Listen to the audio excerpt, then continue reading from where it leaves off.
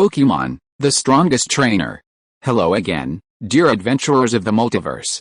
Thanks for joining us once more on this epic journey. Remember, this story is pure science fiction from our wild imagination, so don't go trying to summon dragons in your backyard. The rights of this amazing novel belong entirely to its original author. We are only the narrators. Do you want more adventures?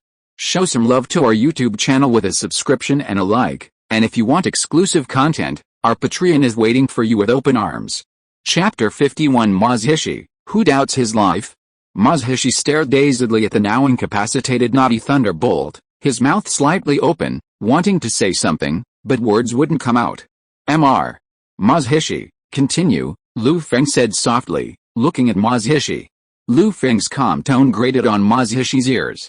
He retracted naughty thunderbolt and tossed out another Pokeball. A tiger-like Pokemon with a black lightning symbol on its abdomen and black and yellow skin appeared.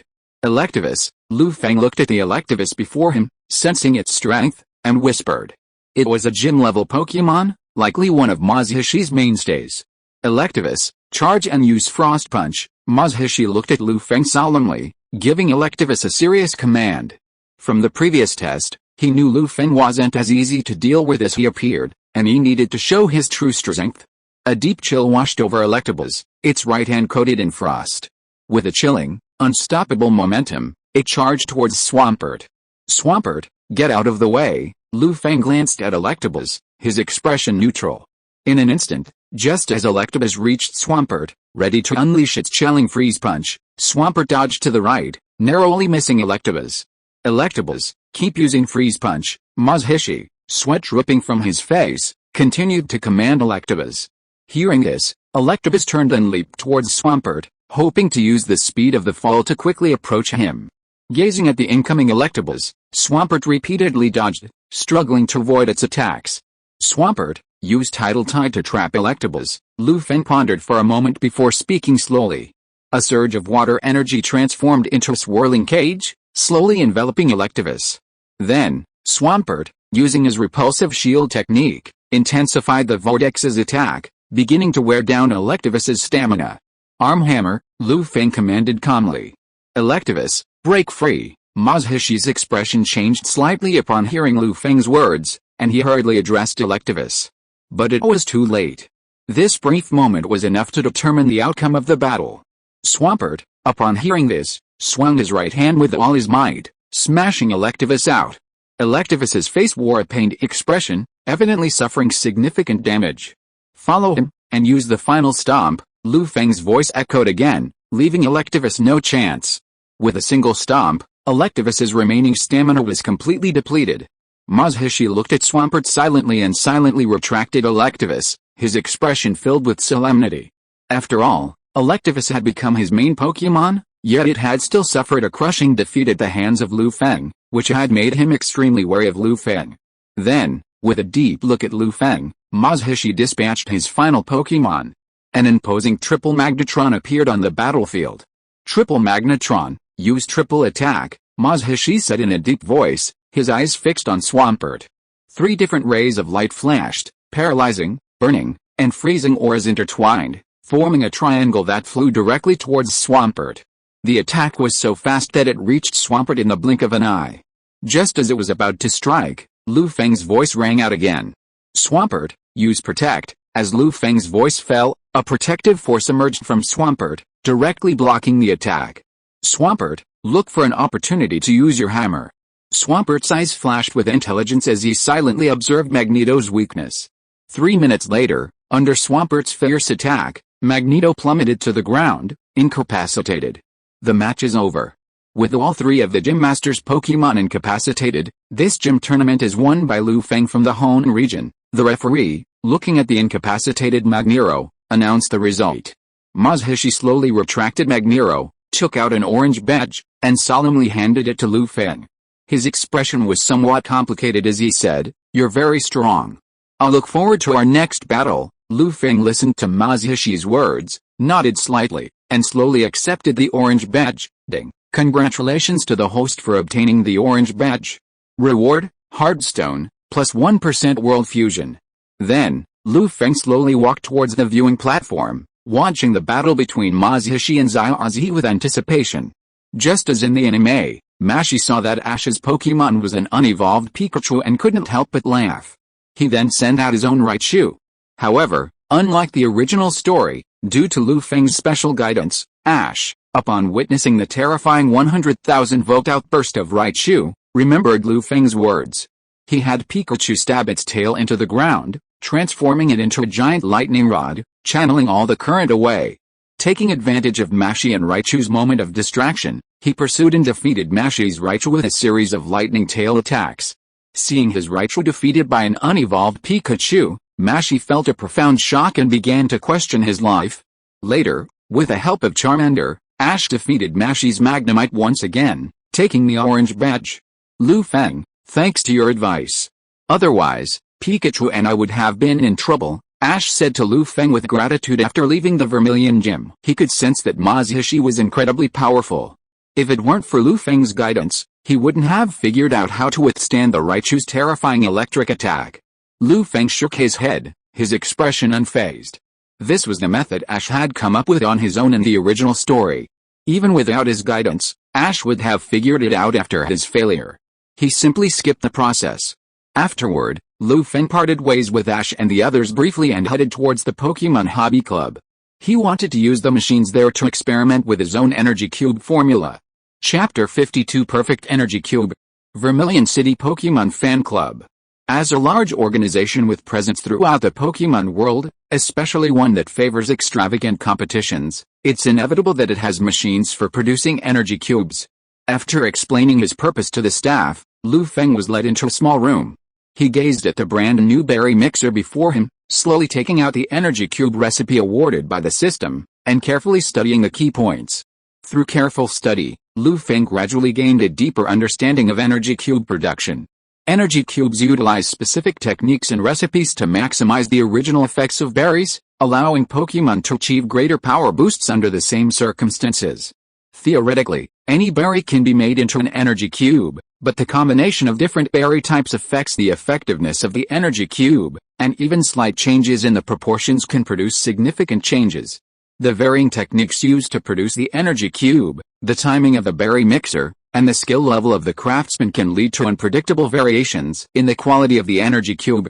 Energy cubes of different qualities increase Pokémon's power to varying degrees, with the difference potentially varying by several or even dozens of times. Some of the energy cubes currently available in the market, those sold in various city stores, are merely low quality, providing only a basic boost to the power of ordinary Pokémon. Truly top-tier energy cubes are mostly in the hands of the Alliance and some major families, used as special trump cards for Pokémon cultivation and a crucial asset for every major power. This explains why the level of a Pokémon of the same caliber can differ significantly between the hands of a major power and those of ordinary people. This is due to the difference in resource availability. Lu Feng pondered for a moment, then pulled some orange berries from his backpack. He planned to experiment with the less expensive orange berries first. Once he mastered the method for making energy cubes, he would then use other high-value berries to create even higher quality and more effective energy cubes. Following the energy cube recipe, Lu Feng slowly placed each orange fruit into the fruit mixer, adjusting the proportions according to the recipe.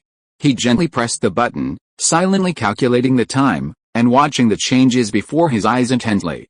The fruit spun rapidly within the mixer, gradually breaking down into a liquefied mass. Then, at a specific speed, through a process of condensation and compression, it slowly transformed into small cube-like objects. A crisping sound emanated from the machine, and Lu Feng quickly pressed the corresponding button. Brand new energy cubes appeared before his eyes, filled with a faint fragrance. Although these energy cubes were brightly colored and superior to those available on the market, Lu Feng's brows furrowed slightly, a bewildered expression on his face, a hint of confusion. The energy cubes he had created were slightly different from those described in the recipe. Neither the color nor the aroma of the energy cube was perfect. What went wrong to make this energy cube so suboptimal? Lu Feng pondered silently, replaying the steps he had just taken, but he still had no clue. It wasn't until his hand touched the fruit mixer and felt a slight heat that a flash of inspiration struck him. It's the temperature. Temperature changes can also cause changes in the quality of the energy cube, Lu Feng muttered softly, a look of sudden realization crossing his face. He continued experimenting, constantly monitoring the temperature fluctuations, trying to find a balance. After repeated failures, Feng finally created an energy cube that satisfied him. The result was an energy cube, even more dazzling in color and richer in aroma than the previous one. Looking at the energy cube before him, which looked like a work of art, Feng's face lit up with satisfaction. He then released Gardevoir and Swampert, letting them taste the newly crafted energy cube. Seeing the delight on their faces, Feng nodded in satisfaction. He even made slight changes to the flavor of the energy cubes, specifically tailored to their preferences, to ensure they would appeal to his Pokémon. After all, different flavors of energy cubes, when consumed by Pokémon, would affect the bond between the Pokémon and its trainer. After a short rest, Feng worked furiously on making energy cubes. He pulled the thorny berries and saplings from his space backpack and, following a specific recipe, slowly added them to the berry mixer, adjusting the speed and temperature accordingly. The thorny berries reduced the damage taken by Dark-type moves on Pokémon, helping Gardevoir improve its resistance to Dark-type attacks. The saplings, on the other hand, reduced the damage taken by Grass-type moves on Pokémon, enhancing Swampert's resistance to those attacks. As time passed, the berries in the space backpack slowly disappeared, replaced by forming energy cubes. A vast array of energy cubes lay piled before Feng. Various energy cubes were present, all of them of perfect quality. Finally, I don't have to worry about the energy cubes anymore. With these perfect energy cubes, Gardevoir and the others' strength will rapidly increase, Feng whispered softly, gently wiping the sweat from his forehead. His eyes lit up with a special glint as he murmured. He could imagine the rapid improvement his Pokémon would experience with the help of these high-quality energy cubes. Afterward, Feng collected all the energy cubes and left the Pokémon Club. He slowly, exhausted, headed back towards the Pokémon Center. Chapter 53 Pokémon Tower. After Feng returned to the Pokémon Center, Ozzy and the others also arrived. Their faces were tinged with excitement, as if they had encountered some great good news and were filled with excitement. After some conversation, Feng finally understood the reason for their excitement. They had accidentally obtained tickets for the St. Annas and were about to board the luxury cruise ship, known as the Unsinkable, for a special party for trainers. Looking at the joyful Ozzy and his friends, Feng's eyes flashed with pity, and a strange look appeared on his face. Without a second thought, Feng declined Ozzy's invitation to join him on the St. Annas. Feng was fully aware of what was about to happen on the St. Annas, but he had no intention of personally participating. He only subtly warned Ozzy and the others to be cautious. He pondered his next route for a moment, and after consulting the map, he decided to head towards Aster Town. Feng planned to visit Kanto's famous Pokémon Tower to see if he could find any Ghost-type Pokémon with good talent to fill out his team. After a brief rest, Feng packed his bags, bid farewell to Satoshi and the others, and departed Vermilion City. He rode his Sonic bike south of Vermilion City. Feng battled passing trainers along the way, gradually approaching Aster Town. With continued battles, Gardevoir and Swampert's power increased to level 45, while Shakaris also reached level 42. During this time, Feng arrived at Maiden's Gorge. He gazed at the towering, unique stone statue, Maiden Rock, and after a moment's reflection, shook his head, deciding not to stay. Although Feng knew that Maiden's Gorge housed a special ghastly, a talking Pokémon like Team Rocket's Meowth, he simply sighed and gave no further thought. After all, time can change many things, even if that ghastly had initially been exceptional. As millennia pass, irreversible degeneration will occur. Therefore, this ghastly wasn't something Feng was considering. 2 days later, Feng arrived outside Aster Town, exhausted. Aster Town, Kanto's largest ghost-type Pokémon paradise. We've finally arrived. Looking at Aster Town, shrouded in dark clouds and emitting a chilling atmosphere, Feng began to feel a surge of anticipation. This small town in the northeastern Kanto region was originally unknown until the Quartz Alliance built a Pokémon tower there to bury deceased Pokémon, which catapulted the town to fame. The 7-story tower within the town is a renowned Pokémon burial site in Kanto. Every year, people come here to bury their deceased Pokémon. Upon death, a Pokémon's body gradually disappears. Some of the remaining energy returns to nature, while the remaining energy transforms into Ghost-type energy, slowly nurturing Ghost-type Pokémon. Due to the abundant Ghost energy, Aster Town is shrouded in a perpetual gloom year-round, gradually becoming a haven for ghost Pokémon. Trainers from all over the world flock here every year, hoping to capture a talented ghost-type Pokémon. Feng paused briefly at the Pokémon Center, slowly recovering from his fatigue, before slowly making his way towards the nearby Pokémon Tower. Pokémon Tower, I hope you won't disappoint me, Feng said quietly, gazing at the 7-story tower before him, feeling the surge of ghost energy. His eyes deepened, and he spoke in a deep voice. Upon entering the Pokémon Tower, Feng felt a sense of oppression and sadness. Perhaps due to the accumulation of ghost energy, the temperature inside the Pokémon Tower seemed chilly. Passers-by wore sorrowful expressions on their faces, silently standing before each small tombstone, burying and mourning their deceased Pokémon. Watching the scenes unfold before him, Feng sighed softly and slowly ascended to the higher levels. Hearing the occasional he noises, Feng's eyelids fluttered slightly, his gaze calm as water. He gazed at the red gaze emerging from the darkness, silently meeting it without a trace of fear. He knew it was a prank played by the Jengar clan hidden within the Pokémon Tower. Feng ignored it, instead using his wave power to locate each ghost Pokémon, then using his detect skill to gather information about them. To his disappointment, the ghost Pokémon on the second floor, perhaps due to their recent creation, weren't quite up to par, not meeting Feng's expectations. Undeterred, Feng continued his ascent to the third floor with Gardevoir. He then continued on to the fourth and fifth floors, but failed to find any Pokémon that would catch his eye. As Feng advanced, the Pokémon that emerged from the Pokémon Tower grew increasingly powerful. When Feng reached the sixth floor, sensing the deep aura of the Pokémon around him, his brow furrowed slightly. As he approached, the Pokémon around him, sensing the presence of life, involuntarily swarmed towards him, silently surrounding him. Gardevoir, use psychic power. Make these Pokémon retreat, Feng spoke solemnly to Gardevoir, looking at the ghost Pokémon gathered around him. Gardevoir erupted with purple psychic energy, a vast aura spreading out, shocking the surrounding ghost Pokémon. Hey! Sensing the powerful aura emanating from Gardevoir, the ghost Pokémon's faces lit up with fear, silently dispersing in all directions. Feng's gaze swept gently over his surroundings, silently observing the information of the surrounding Pokémon, and he nodded slightly. Compared to the first 5 tiers, the ghost Pokémon on the 6th tier were superior in both aptitude and strength. Feng had a few Jengar and Incubus-like Pokémon of near elite caliber, and just as he was about to choose one, a wave of movement reached his left. Feng glanced over and saw what seemed to be a purple-gray shadow. This made him pause, and he glanced with some surprise at the spot where the shadow had vanished. Chapter 54, Capturing Shiny Haunter. Aster Town, Pokémon Tower. Feng lost himself slightly as he gazed at the fleeting purple-gray shadow. Gazing at the empty space, the ancient tombstones, he gradually fell silent. He then released his wave power, gradually spreading it across the entire 6th floor, and began to explore any changes. But to Feng's disappointment, no matter how hard he looked, he couldn't find the purple-gray shadow. Is this an illusion?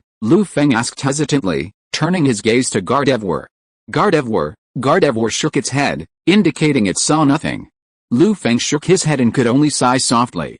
He focused his attention on the Pokémon he had recently selected, comparing their strengths and weaknesses. After a brief moment of deliberation, Feng finally decided to capture one of the haunters when the purple-gray shadow flashed by again. Sensing this familiar presence, Feng quickly called to Gardevoir. Gardevoir, help me find that shadow. Gardevoir nodded at Feng. It mobilized its psychic energy and swept the surrounding area. The entire space gradually emerged into Gardevoir's perception. Sadly, even after searching the entire space, Gardevoir couldn't find the shadow that had just flashed by, leaving it feeling frustrated. How could this be? Feng looked around, his face filled with confusion.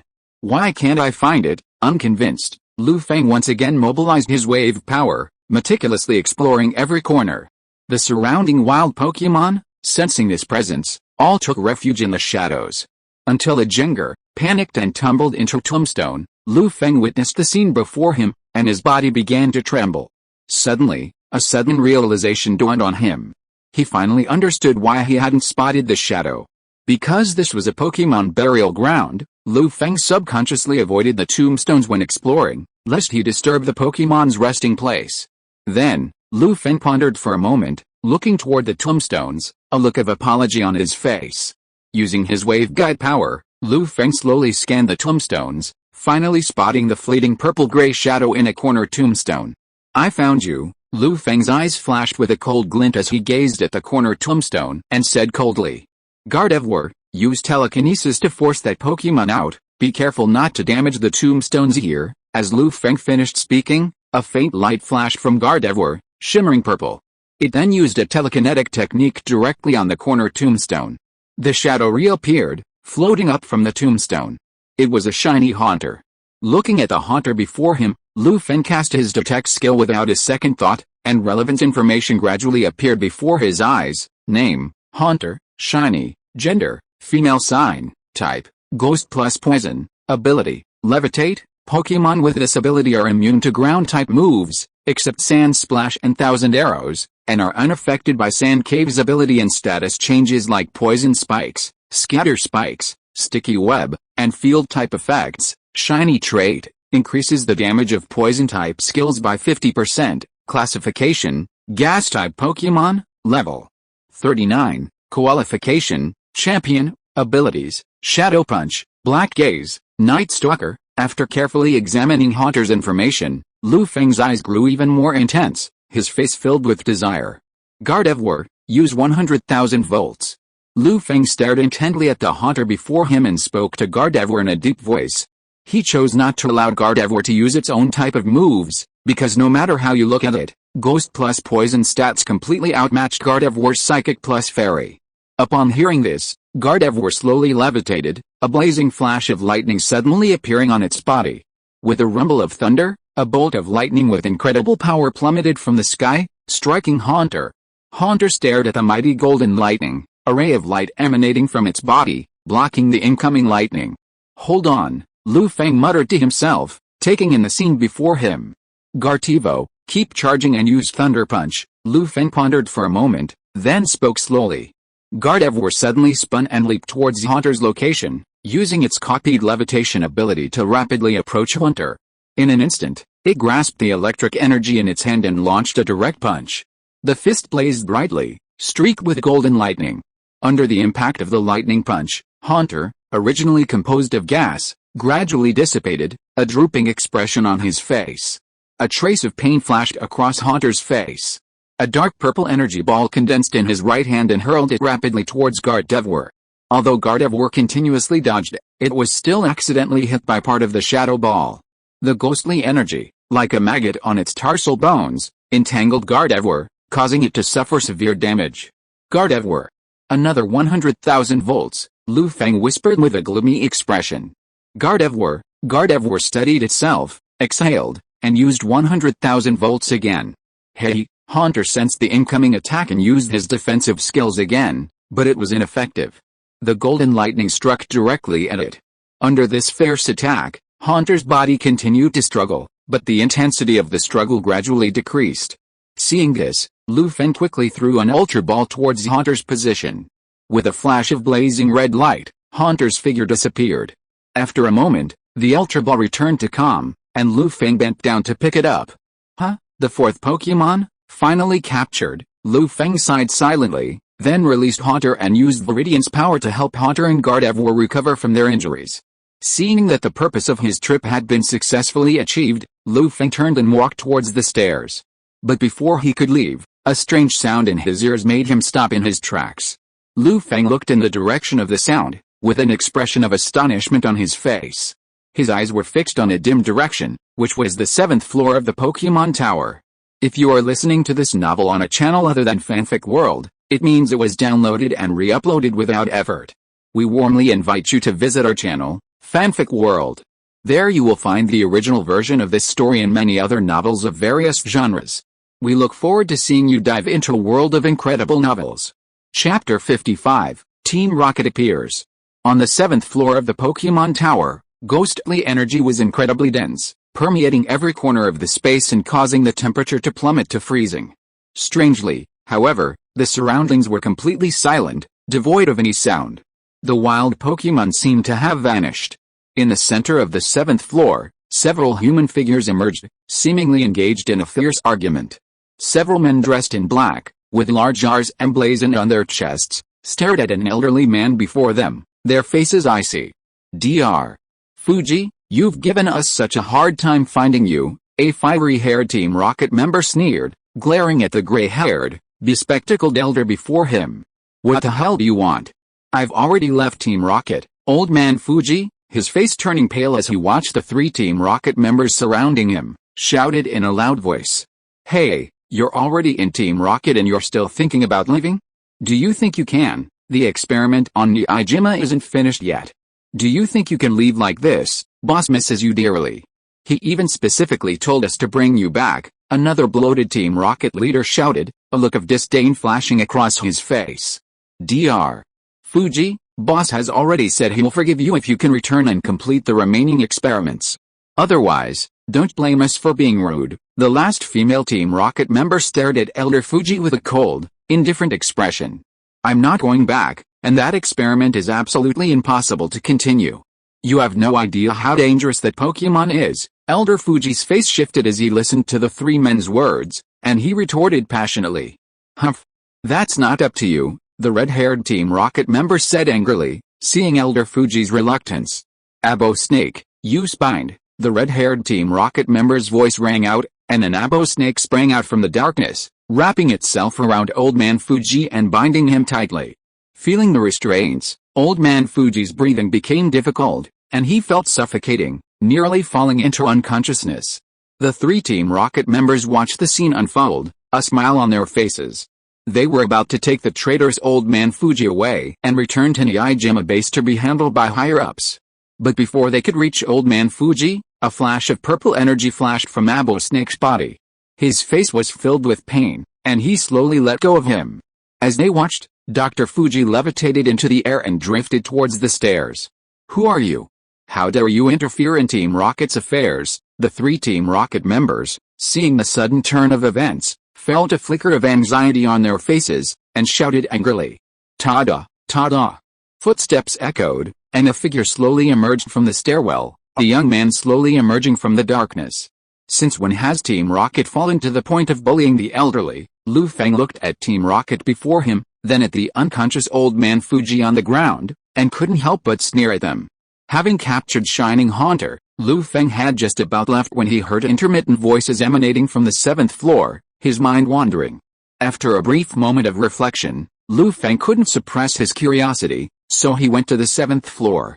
He happened to see the Team Rocket members, and upon seeing Professor Fuji's actions, he immediately sent Gardevoir to rescue Old Man Fuji. HMPH. A brat dares to stop Team Rocket? Are you tired of living? The female Team Rocket member glared at Feng, her teeth gnashing. They exchanged glances, and then another arbor snake sprang out, biting fiercely towards Feng. Magic leaves, Feng said, his voice indifferent, without even looking up. As his words fell, a flash of light flashed behind him, and leaves like razor-sharp blades flew out, slashing towards the snake. Mid-air, the snake was unable to resist and could only endure the attack of the magic leaves, flying backwards towards the wall behind it like a kite with a broken string. The 3 members of Team Rocket looked at the scene before them, their faces grimacing, and they were silent for a moment. Ahem, they said.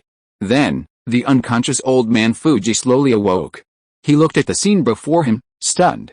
Little brother, hurry up. They're members of Team Rocket.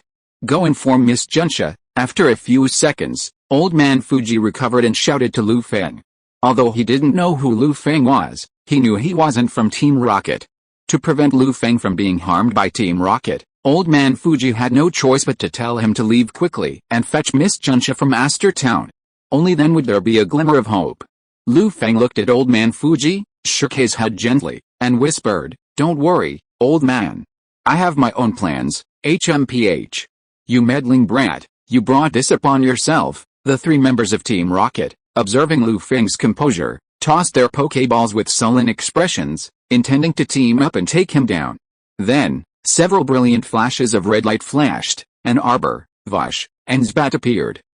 Feng took a quick look and, realizing that most of these Pokémon were gym level, breathed a sigh of relief and released his own Pokémon. Squirrels and Swampert slowly appeared before Feng, and behind them, Gardevoir also slowly moved forward, joining them. 6 Pokémon faced off, their momentum clashing, stirring up gusts of wind that rustled everyone's clothes.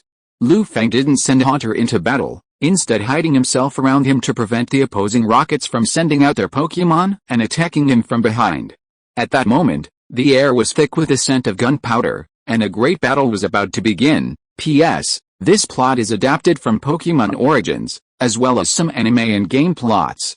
It is not the original plot, so please do not substitute it. Chapter 56, Escape. Swampert, use Mudshot on Grunt. Garvek, use Psychic. Shakiris, use Rock Slide on Zbat. Feng watched Team Rocket and the others poised for action and preemptively gave his 3 Pokémon the command. Swampert hurled clumps of mud at Grunt, causing it to continuously absorb damage from ground-type attacks, its already distressed expression growing even more gloomy. Gardevoir's psychic power erupted, locking onto Arbok's body and smashing into it, giving it no chance to react. Shakiris's power condensed, transforming into a massive rock that smashed towards Zbat, but Zbat dodged it, and the 2 Pokémon engaged in a chase and flight battle.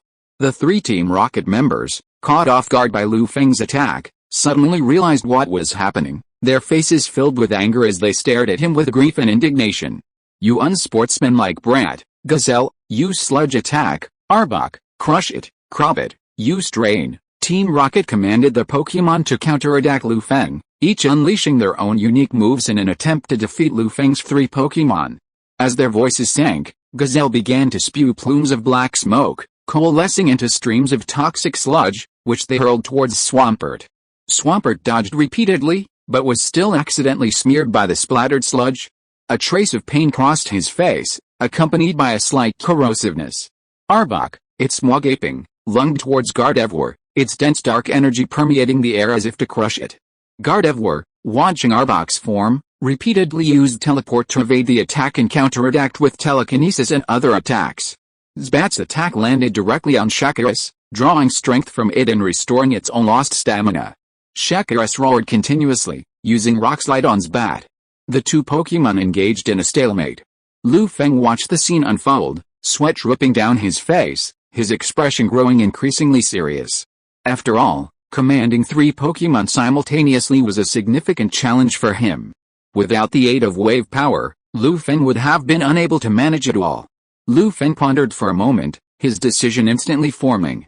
He instructed Gardevoir and Shakiris to separate their respective opponents, carefully avoiding their attacks.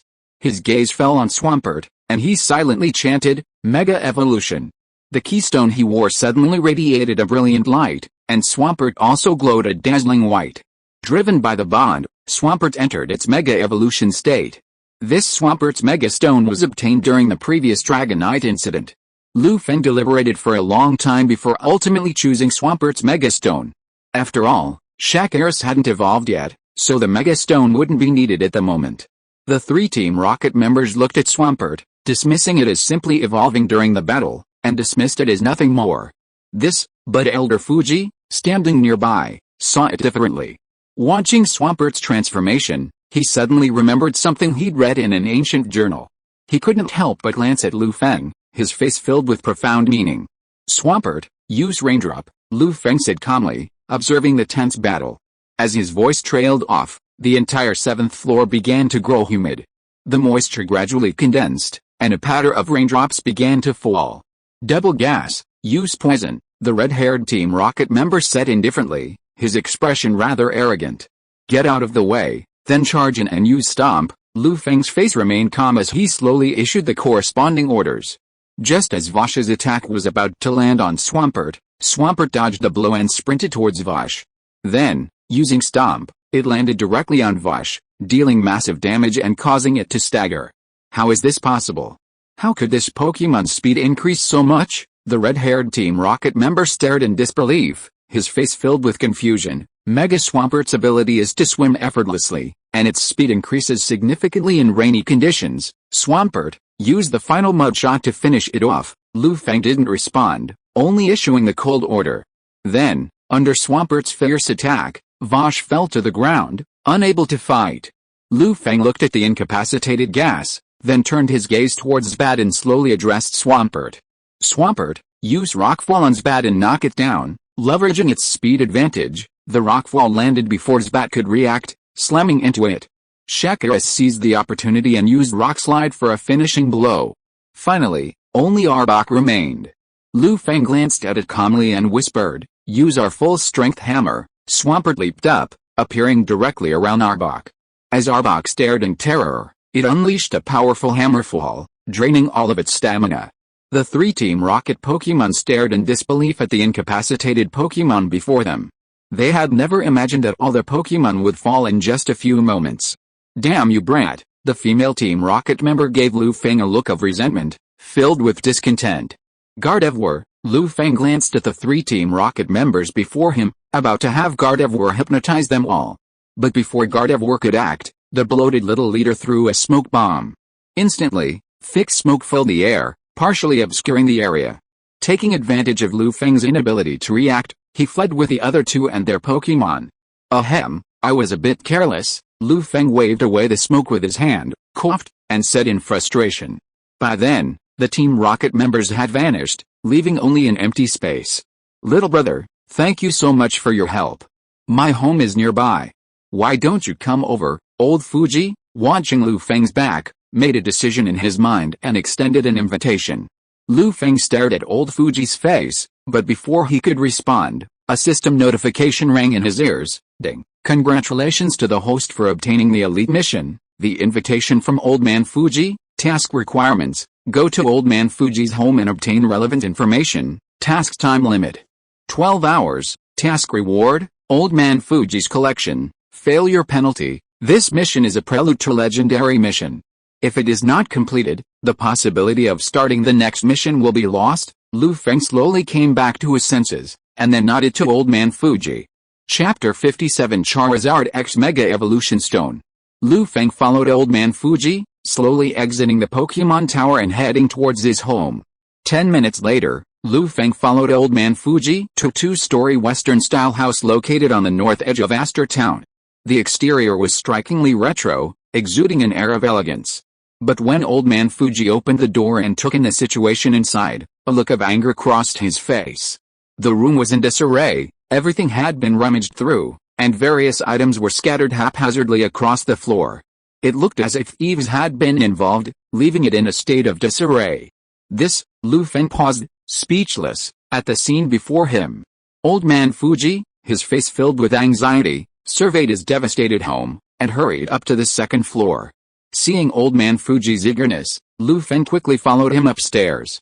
He saw Old Man Fuji kneeling on the ground, rummaging through something, his entire body beginning to frantically shift. "Old man, what are you looking for? Perhaps I can help you," Lu Feng whispered to Old Man Fuji, slowly soothing him. "I'm looking for a photo that means a lot to me," Old Man Fuji said, his face filled with sorrow. Lu Feng, a momentary daze, joined him in the search. After an unspecified amount of time, Lu Feng found a photo beneath a collapsed cabinet. It showed a little girl with a smile as beautiful as a porcelain doll. Lu Feng handed the photo to Old Man Fuji and asked, "Old man, is this the photo you're looking for?" Old Man Fuji, still frantically searching, suddenly snapped back to reality after hearing Lu Feng's words. His eyes flushed as he gazed at the photo in his hands, carefully putting it away. "Little AI, my little AI." Looking at the little girl in the photo, Old Man Fuji burst into tears. Lu Feng, observing the scene, shook his head slightly, then released Gardevoir and helped Old Man Fuji sort through his belongings. Half an hour later, Old Man Fuji finally calmed down. He glanced at Lu Feng apologetically and said, somewhat sheepishly, "Little brother, I'm sorry to have embarrassed you." "An old man." Lu Feng waved him off, then couldn't help but ask, "Old man, is the little girl in that photo yours?" Lu Feng had suspected it even back at the Pokémon Tower, but certain scenes didn't match his memory. So, Lu Feng hadn't given it much thought. It wasn't until he saw Old Man Fuji's expression that a new suspicion began to form in his mind. "That's my daughter. Isn't she adorable?" Old Man Fuji's eyes flickered with the memory, and he spoke slowly to Lu Feng with a touch of happiness. Lu Feng listened to Old Man Fuji's words, nodded gently, and continued, "What about her?" "She's passed away," Old Man Fuji said, his voice choking with sobs, his eyes watering. "My condolences, old man." Lu Feng sighed softly and offered Old Man Fuji some words of comfort. Then, Lu Feng suddenly remembered what he'd heard in the Pokémon Tower, and a look of hesitation and confusion crossed his face. Old Fuji observed Lu Feng's hesitation, briefly pondered, and understood what he was thinking. Then, he spoke directly. "Little brother, are you wondering why Team Rocket would bother an old man like me?" Lu Feng remained silent, only nodding slowly. "I used to be a scientist. To find a way to resurrect my daughter, I became obsessed and even embraced darkness." Old Fuji gazed out the window, a complex expression in his eyes. Lu Feng listened quietly, not interrupting. Like a truly excellent listener. "Team Rocket once approached me and made me an offer I couldn't refuse," Old Fuji said with emotion, his eyes flooded with memories. "That's why I joined Team Rocket, completing a dangerous experiment for them." "Then why do the people on Team Rocket say you've defected?" Lu Feng looked at Old Fuji with a puzzled expression. "Later, while conducting the experiment, I sensed my little AI, and also sensed the dangers of the experiment, so I repented," said Old Man Fuji with a nostalgic tone. "It was my little AI who awakened me and pulled me down from the cliff." That experiment. Lu Feng's breathing quickened at this, and a figure suddenly appeared in his mind. A man-made legendary experiment, using human technology to create a creature comparable to that of a god. Old Man Fuji's eyes filled with fear as he spoke. "So you left?" Lu Feng's body trembled slightly, and he couldn't help but clench his fists. Suppressing the turmoil in his heart, he continued to inquire.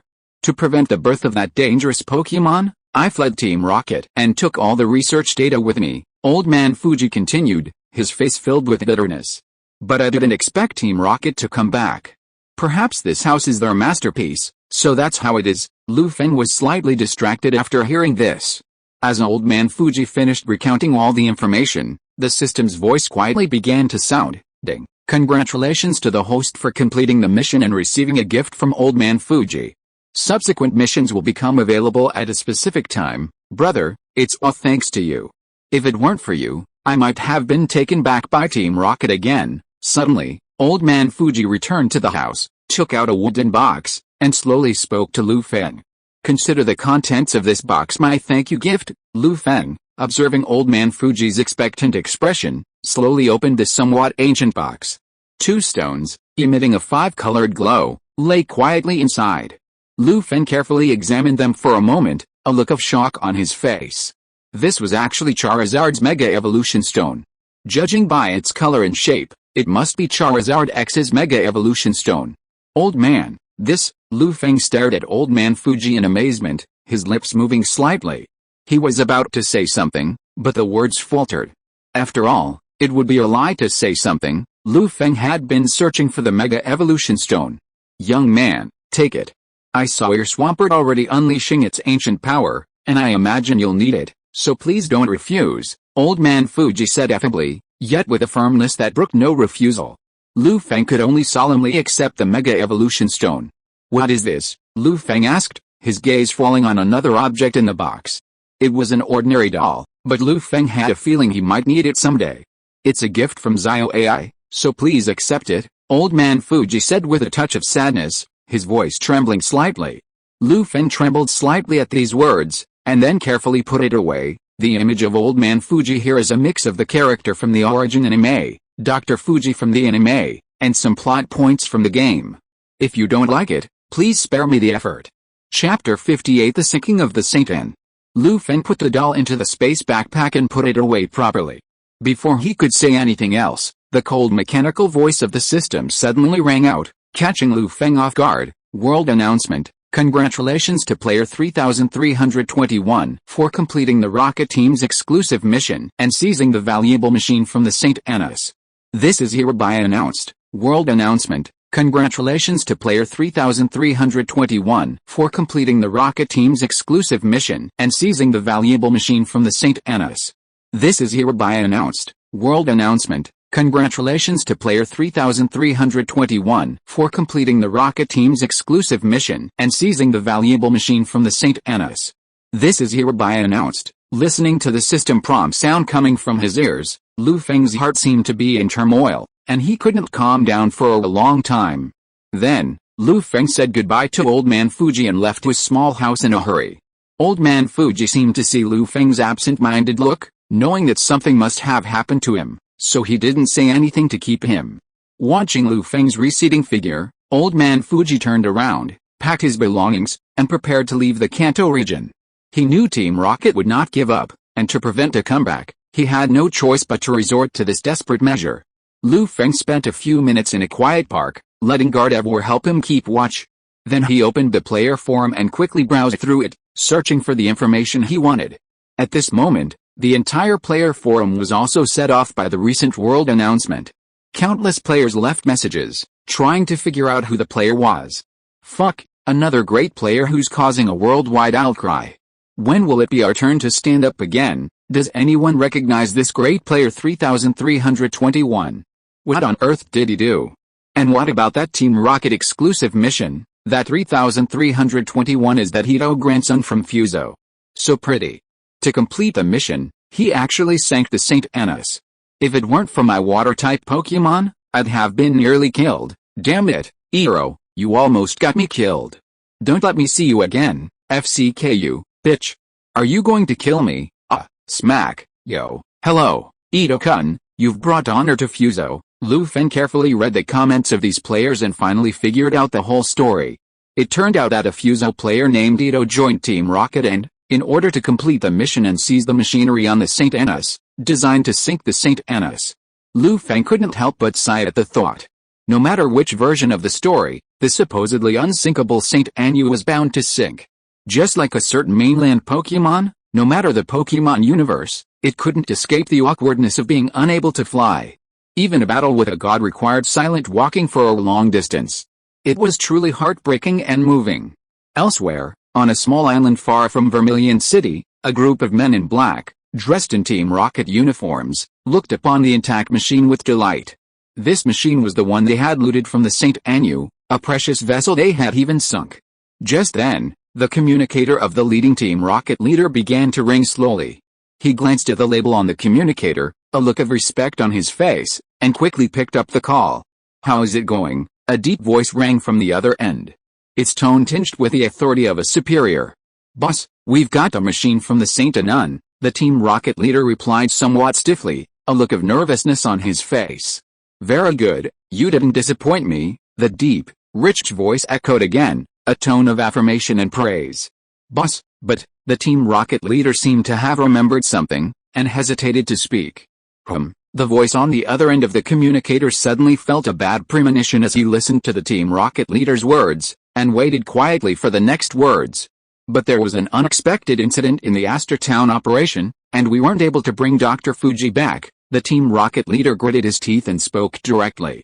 The person on the other end of the communicator was silent for a long time, unable to speak for a long time. After a long time, the deep voice sounded again. "What exactly happened? Why did such a huge mistake happen?" Then, the Team Rocket leader recounted the report from below in full. The Rocket leader, sensing the fury coming from the communicator, quickly relayed another piece of information. "Boss, although we weren't able to bring back Dr. Fuji, we did find the stolen data at his home." The owner on the other end of the communicator's line gradually calmed down, his tone softening as he issued further instructions. Yes, boss, I'll bring the equipment and the relevant data back to Niigata." The Rocket leader couldn't help but breathe a sigh of relief. He then ordered his fellow Rocket members to load all their belongings onto the prepared boat and head toward Niigata. Niigata, an underground base. A middle-aged man with a crew cut put down his communicator and gently stroked the soft fur on the cat boss's head. He gazed at the hazy figure within a glass container, an expression of anticipation on his face. "Boss, the Alliance's encirclement of us is intensifying." A woman with a bowl-cut office lady appeared behind him, respectfully reporting the situation. "Have all Team Rocket members retreat and avoid conflict with the Alliance for now," the middle-aged man said calmly after a moment's silence. "But," the woman said, somewhat indignantly, after hearing his words. "There's no buts. Our current priority is completing the unfinished experiment.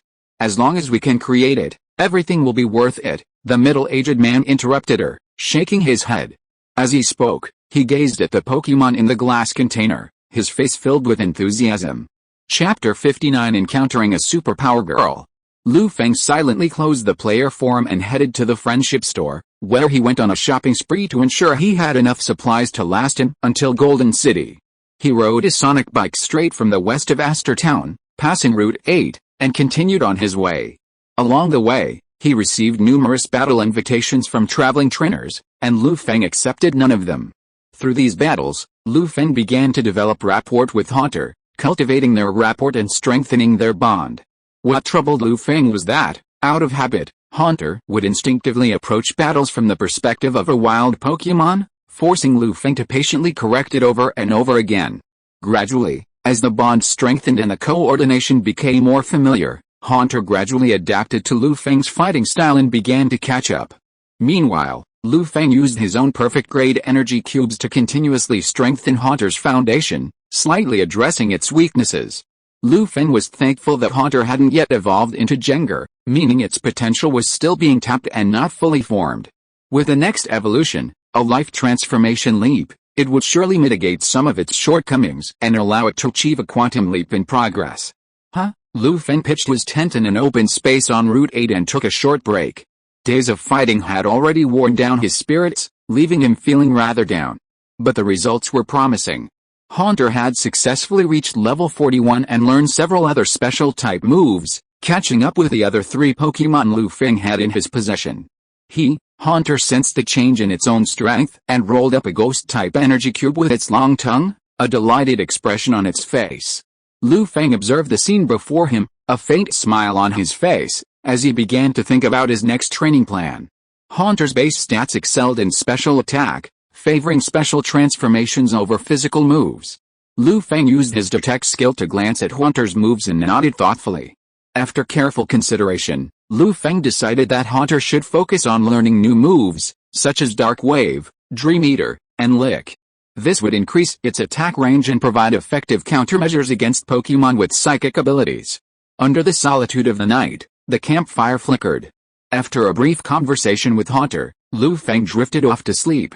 Haunter gazed at Lu Feng's sleeping form, a different light flashing in his eyes, and he returned to training mode. The next day, daylight broke, and a gentle breeze blew. The early morning chirping of insects and the calls of Pokémon birds awoke Lu Feng from his slumber. After a simple breakfast, Lu Feng packed his belongings and, with Haunter, continued on his journey towards Golden City. After more than a day, a bustling metropolis gradually emerged before Lu Feng's eyes. Golden City, the most prosperous metropolis in the Kanto region, lies in the heart of the region. The headquarters of Silver Corporation, renowned in the Phantom world, is located in Golden City, adding considerable popularity to the metropolis. Golden City, finally, Lu Feng sighed softly as he gazed upon the bustling scene before him, taking in the bustling traffic. He paused for a long moment, then, after a brief moment of reflection, decided to first visit the Pokémon Center to get himself in peak condition before challenging the Golden Gym. After all, Golden City's Golden Gym leader, Nancy, is a wall hanger who can amplify Pokémon through psychic powers. This amplification ability is similar to Mega Evolution, but with subtle differences. Furthermore, due to her personality, Nancy often transforms challengers into ragdolls after defeating them, demonstrating her extremely volatile nature. After a short rest, Lu Feng arrived at a prestigious restaurant in Golden City, quietly savoring the food and taking in the surrounding scenery with immense satisfaction. At that moment, an unexpected person appeared. As if sensing something, she slowly approached Lu Feng. "Are you also a psychic?" The voice rang out in a clear, melodious voice, echoing in Lu Feng's ears for a long time. Lu Feng slowly raised his head, staring at the girl before him, her long, jet-black hair as pure and cool as a snow lotus. He was momentarily stunned. Her familiar attire and cool demeanor made him recognize her.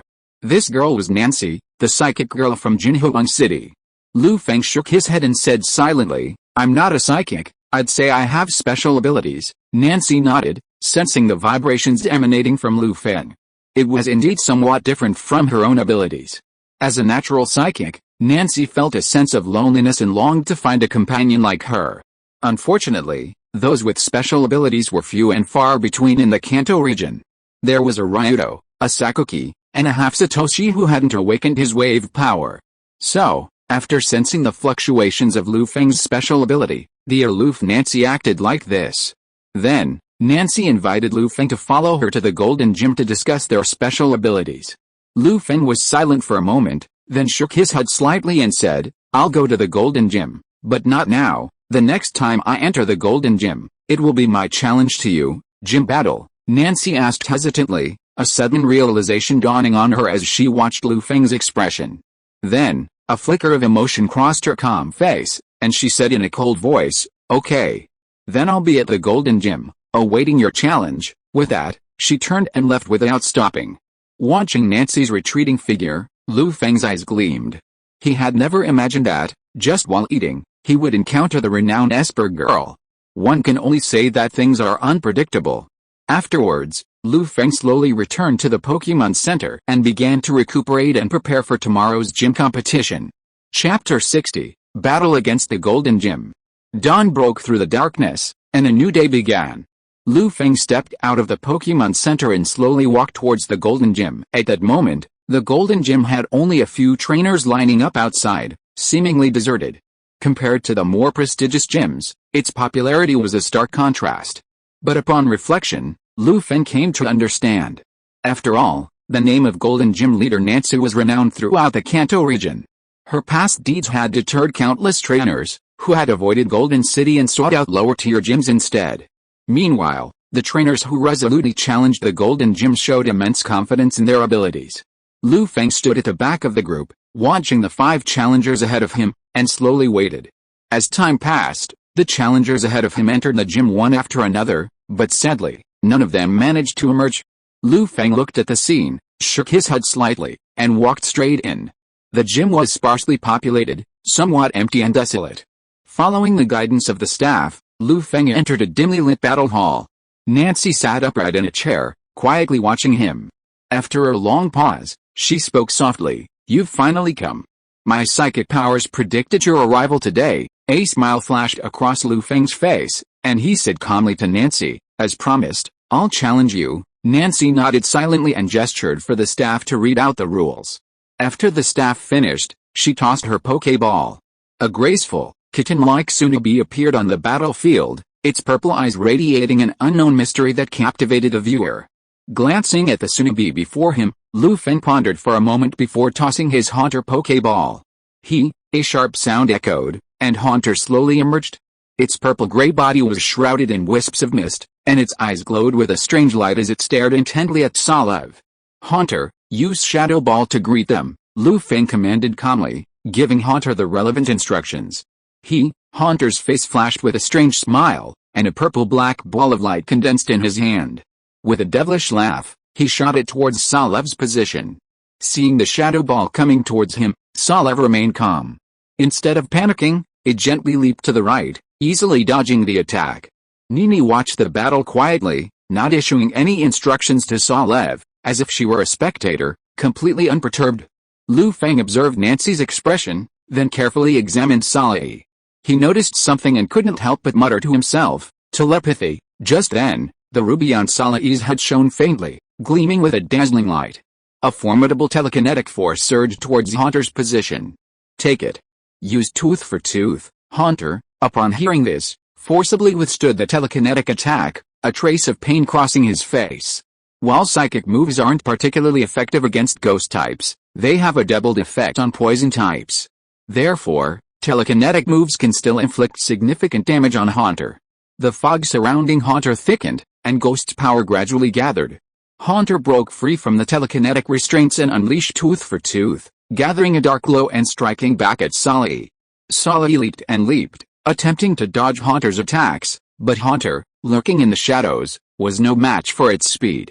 Taking advantage of the dimly lit arena, Haunter darted from the shadows and unleashed a dark-type attack directly on Solev. "Bui, I'm not sure if it's the name, but it seems like the Eevee clan's cry is similar." Feeling the pain, Solev roared loudly, its spirit gradually weakening. Haunter pressed on, unleashing a few shadow balls, decimating Solev. Nancy watched the sudden turn of events, her eyes gleaming as she slowly gathered Solev. Then, she sent out her second psychic-type Pokémon, Walmoon. As Walmoon appeared, it approached Haunter's position, its hand gleaming with lightning as it swung towards Haunter's position. A blazing flash of lightning illuminated the dim arena. Haunter, hide in the shadows. Hearing this, Haunter dove into the shadows, dodging the Walmoon's lightning punch and searching for a flaw. The Walmoon glanced around, keeping a close eye on Haunter, its face filled with panic. Just then, Haunter saw an opportunity and emerged from the shadows behind the wallman, unleashing Shadow Ball and hurling it at the wallman. However, it failed. A transparent wall materialized in front of the wallman, blocking the Shadow Ball. Then, a fist-sized purple-black ball of light condensed and hurled back at Haunter. Haunter was unable to dodge and was hit directly by the Shadow Ball. Haunter's body gradually grew ethereal, and the surrounding gas thinned, suggesting it had sustained significant damage. Light wall and mimicry, Feng muttered softly, his brows furrowed slightly. Then, a purple light emanated from the wall figure, and it used psychic power on Haunter, steadily draining its stamina. Gradually, Haunter's breath grew fainter, like a candle in the wind, about to go out. Feng's face darkened, and he quickly shouted to Haunter, "We share the same fate." Haunter listened to Feng's command, a stern look flashing across his face. Using his remaining strength, he unleashed his Share the Same Fate ultimate, collapsing. As Haunter fell, his Share the Same Fate ultimate activated, a dark light descending upon the wall figure. Amidst its terrified expression, it drained its remaining stamina, instantly replacing it. Feng retrieved Haunter's Pokeball and slowly stored it away, softly saying, "Haunter, thank you for your hard work. Now let the other companions take over." Looking at the cool girl sitting in the chair, Feng silently retrieved his own Pokeball and sent out his own Gardevoir. At the same time, Nancy sent out her final Pokemon. It was a psychic Pokemon, Alakazam. Gardevoir vs Alakazam, a duel between psychic Pokemon only. Chapter 61 Superpower Training Manual. Nancy glanced at Feng quietly, a thoughtful look flashing across her clear, autumn-like eyes. Then, a powerful surge of psychic power erupted from her. With his psychic power, a white light emanated from Alakazam's body, and his aura began to rapidly grow. When the brilliant white light faded, Alakazam's appearance had undergone a dramatic transformation, remarkably similar to Mega Alakazam, yet with subtle differences. Now, fueled by this psychic power, Alakazam's power had reached the realm of a quasi-king. Feng, observing the scene before him, sighed softly, a look of resignation on his face. Then, Feng met Gardevoir's gaze and nodded slightly. Gardevoir, too, flashed a dazzling light. Driven by their bond and the power of the Mega Evolution Stone, it transformed into Mega Gardevoir. Nancy observed Gardevoir's transformation, sensing its state with her psychic power. She glanced deeply at Feng, a thoughtful expression on her face. Then, Alakazam's body began to float in the air, closing his eyes and sitting cross-legged. Seeing this, Feng's expression changed slightly, and he quickly called to Gardevoir, "Use magical flame to interrupt Alakazam's meditation." Gardevoir, upon hearing this, shimmering flames condensed around its body and, drawn by its psychic power, charged towards the seated Alakazam. Just as the magical flames were about to fall on Alakazam, it vanished and reappeared a short distance away. Its original meditative state, ineffective as it moved, was instantly lost. Suddenly, a powerful psychic force condensed in front of Alakazam, gradually transforming into sharp blades. Emitting a powerful aura and carrying astonishing power, they flew towards Gardevoir. Seeing the approaching psychic blades, Gardevoir quickly used teleport to dodge. But as it tried to activate its skill, a heavy pressure suddenly descended upon it, temporarily halting its movement. This was the immobilization technique. As the purple psychic blade was about to descend upon Gardevoir, Feng's voice suddenly rang out. "Gardevoir, hold!" As his voice rang out, a mysterious protective force emerged from Gardevoir's surroundings, helping it to neutralize the psychic blade's attack. Feng pondered for a moment, knowing this couldn't continue. He quickly used his wave power, attempting to transmit his thoughts to Gardevoir. A smile crossed his face, and as he gazed at Alakazam, he whispered to Gardevoir, "Moon power." Following Feng's command, Gardevoir radiated light, and with a feint, it unleashed its charming move. Nancy watched in amazement, unable to respond to Alakazam's orders. She could only watch as Alakazam, unable to dodge, was struck by the charming move. Admiration filled her eyes, and she stood there in a daze. Nancy, observing Alakazam's condition, was about to use her psychic powers to awaken him, but Feng didn't give him the slightest chance. Instead, he used his wave power to direct Gardevoir. While Alakazam was under the effects of his charm move, Gardevoir continuously used magic leaves to attack Alakazam. Just as Alakazam woke up, Gardevoir used its will-o-wisp skill, leveraging its burn ability to drain away Alakazam's last remaining stamina, securing victory. Match over. This gym match is won by Lu Feng from the Hoenn region. The referee, watching awakens incapacitated on the field, announced the result. Nancy slowly retracted her awakens, took out a golden badge, and used her psychic powers to teleport it in front of Lu Feng. Lu Feng exhaled and slowly took the golden badge, his expression suddenly easing. Ding. Congratulations to the host for obtaining the golden badge, the cursed talisman, and plus 1% world integration. Congratulations, good fight. Nancy glanced at Lu Feng and said in a cool tone. Then, as if struck by something, she pulled out a scroll and handed it to Lu Feng. What is this? Lu Feng looked at the scroll, puzzled. This is a manual for cultivating psychic abilities. It contains some of my insights. Nancy looked at Lu Feng calmly and explained slowly. Although you're not a psychic, I hope this can be of some help to you. Why? Lu Feng asked, somewhat puzzled, unsure of Nancy's purpose. There are still too few people with special abilities in this world.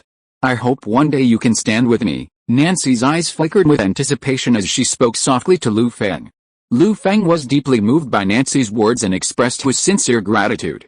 Perhaps because of a mutual appreciation, or perhaps because of their shared identity, Nancy personally explained the key points to Lu Feng, which gradually helped him understand.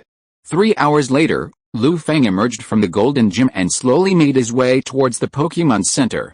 Lu Feng handed his Pokéball to Miss Joy, and with the help of the Pokémon Center's medical equipment, Haunter slowly recovered. After retrieving his Pokéball, Lu Feng headed straight for his dorm. He pulled out the newly acquired journal and studied it word by word with intense concentration. Once he had memorized its contents, Lu Feng put it down and began to reflect. By analogy with the information contained in the journal, Lu Feng had a rough idea of how to cultivate his special abilities. He experimented with psychic training methods, sensing the wave power within his body and slowly guiding it. Slowly, time slipped by. An hour later, he slowly opened his eyes, a look of surprise on his face. It works. My idea was right. The training methods for psychic abilities can also be adapted to the use of wave power. Lu Feng sighed softly, sensing the changes within himself. Although the increase in his power from this training wasn't very noticeable, it was indeed a slight one. He could sense the wave power within him gradually increasing. But this method is ultimately too slow. If I want to rapidly increase my wave power, I still need to seek out the inheritance of wave power. After Lu Feng gradually calmed down, a look of anxiety returned to his face. It seems I still need to find a time to travel to Oradron City and seek the inheritance left by the brave Yalan, Lu Feng said softly, silently writing down his plan in his notebook. If you are listening to this novel on a channel other than Fanfic World, it means it was downloaded and re-uploaded without effort. We warmly invite you to visit our channel, Fanfic World. There you will find the original version of this story and many other novels of various genres. We look forward to seeing you dive into a world of incredible novels. Chapter 62 Changes at Silver Company. After a night's rest, Lu Feng walked out of the Pokémon Center and slowly made his way towards the Silver Company. Standing in front of the Silver Building, Lu Feng looked up at the 11-story structure, and information gradually surfaced in his mind. Silver Company, the largest Pokémon item manufacturer in the Kanto region, left a deep impression on Lu Feng. Their most striking memory was the creation of a unique Pokéball, touted as the Master Ball, capable of catching all Pokémon. In the game version, the Master Ball could easily capture legendary Pokémon without any battle, practically a magical artifact. However, in reality, it wasn't as effective, merely offering a significantly higher capture rate than other Pokéballs. Real-life legendary Pokémon were far more powerful than imagined, far too powerful for a Master Ball to contain. Without recognition, these legendary Pokémon would break free from their Pokéballs. The Master Ball simply provided a vessel capable of containing the power of these legendary Pokémon, allowing them to follow approved trainers. Despite this, Lu Feng still felt a bit envious of the Master Ball. After all, who knows, one day, Lu Feng might even be recognized as a high legend. Without a suitable Pokéball, how could he possibly capture a Pokémon? Master Balls are still a bit far off. It's simply not something we can achieve right now. Lu Feng shook his head slightly, then slowly let go of the fantasy in his mind. He slowly walked towards a nearby shop, intending to enter and buy some special Pokéballs for emergencies, as well as to create a more comfortable environment for his Pokémon. But before Lu Feng even entered the shop, His attention was drawn to the sound of an argument nearby. Following the source of the sound, Feng turned sideways and saw several people dressed as tourists arguing excitedly with a security guard in front of the Silver Company's gate. Why is this happening? I've come all the way to Golden City just to visit Silver Company. I'm deeply sorry. Thank you all for your support of Silver Company, but we've recently had a major event and are temporarily closing the entrance. Please return, the guard said to the surrounding tourists with a cold, serious tone. So, when will we be able to open for visitors? Another tourist patiently inquired. It's hard to say. Please wait for the official website to announce it, the guard continued, his expression unchanged. What's your attitude? Are all big companies like this? One tourist looked at the guard, suddenly dissatisfied and annoyed. The guard, his face expressionless, stood in front of the company's gate, blocking all the tourists. Forget it. I think something big must have happened at Silver Corporation, otherwise this wouldn't happen. The last time I was here, the guard wasn't so stern and cold, another tourist said to the others, trying to prevent the crowd from getting angry and doing something irrational, potentially provoking misjuncture. The tourists then left in anger, cursing the guard for his incompetence. Feng looked at the scene before him, a thoughtful expression on his face. He felt something strangely familiar about the scene before him, as if he had seen it somewhere before. After a moment of deep thought, a flash of inspiration struck Feng. He glanced at Silver Corporation with a strange expression, muttering quietly, could it be that Team Rocket has invaded Silver Corporation? Silver Corporation was the largest corporation in the Kanto region, comparable in size to Hoenn's Devon Corporation, Alala's Ether Fund, and Galar's Murakami Group. However, its own defenses weren't particularly strong, and it lacked many powerful trainers. It was essentially a purely commercial company. Furthermore, the master balls it produced and researched weren't widely available due to production constraints. Therefore, it wasn't surprising that it attracted the attention of Team Rocket. If that's the case, then perhaps my master balls have been found. Feng gazed at the 11-story silver building, his eyes flickering slightly. Then, with a swift detour, Feng reached a secluded spot and released Hunter. He pointed to Silver Corporation nearby and whispered to Hunter. Hey, Hunter muttered in response, then faded into the shadows, vanishing from Feng's sight. Feng remained there for a long moment, secretly observing the changes at Silver Corporation, quietly waiting for Hunter's return. Not long after, Hunter emerged from the shadows, chuckling at Feng. What's going on? What exactly happened at Silver Corp? Feng asked Hunter, his face filled with anxiety. Hunter observed Feng, describing what he had seen. Under the influence of Viridian's power, Feng listened to Hunter's description, a solemn expression gradually forming on his face. As expected, Team Rocket has occupied Silver Corp, Feng muttered softly, glancing at the company. Just then, the system's voice chimed in, issuing Feng an epic quest. Ding. Congratulations to the host for receiving the epic quest. Rescue Silver Corp. Quest time limit, 3 days. Requirements, repel the Team Rocket members who have occupied Silver Corp, and rescue the imprisoned Chairman Silver. Quest reward, Chairman Silver's gift. Penalty for failure, seriously injured, and your Pokémon stolen by Team Rocket. Looking at the quest information before him, Feng took a deep breath, his brows furrowing. He knew full well that the system-assigned mission level was inherently tied to the difficulty of completing it. Therefore, he knew he was very likely to encounter obstacles from powerful Team Rocket trainers during this mission. Could it be a Team Rocket executive? Feng pinched his temples, feeling a slight headache. Then, with a deep glance at Silver Company's location, Feng turned and left without a second thought. He needed to make necessary preparations to prevent any unexpected situations. Chapter 63 Damalanki's Determination. At the Golden City Pokémon Center, Feng stood before a large communicator, waiting silently.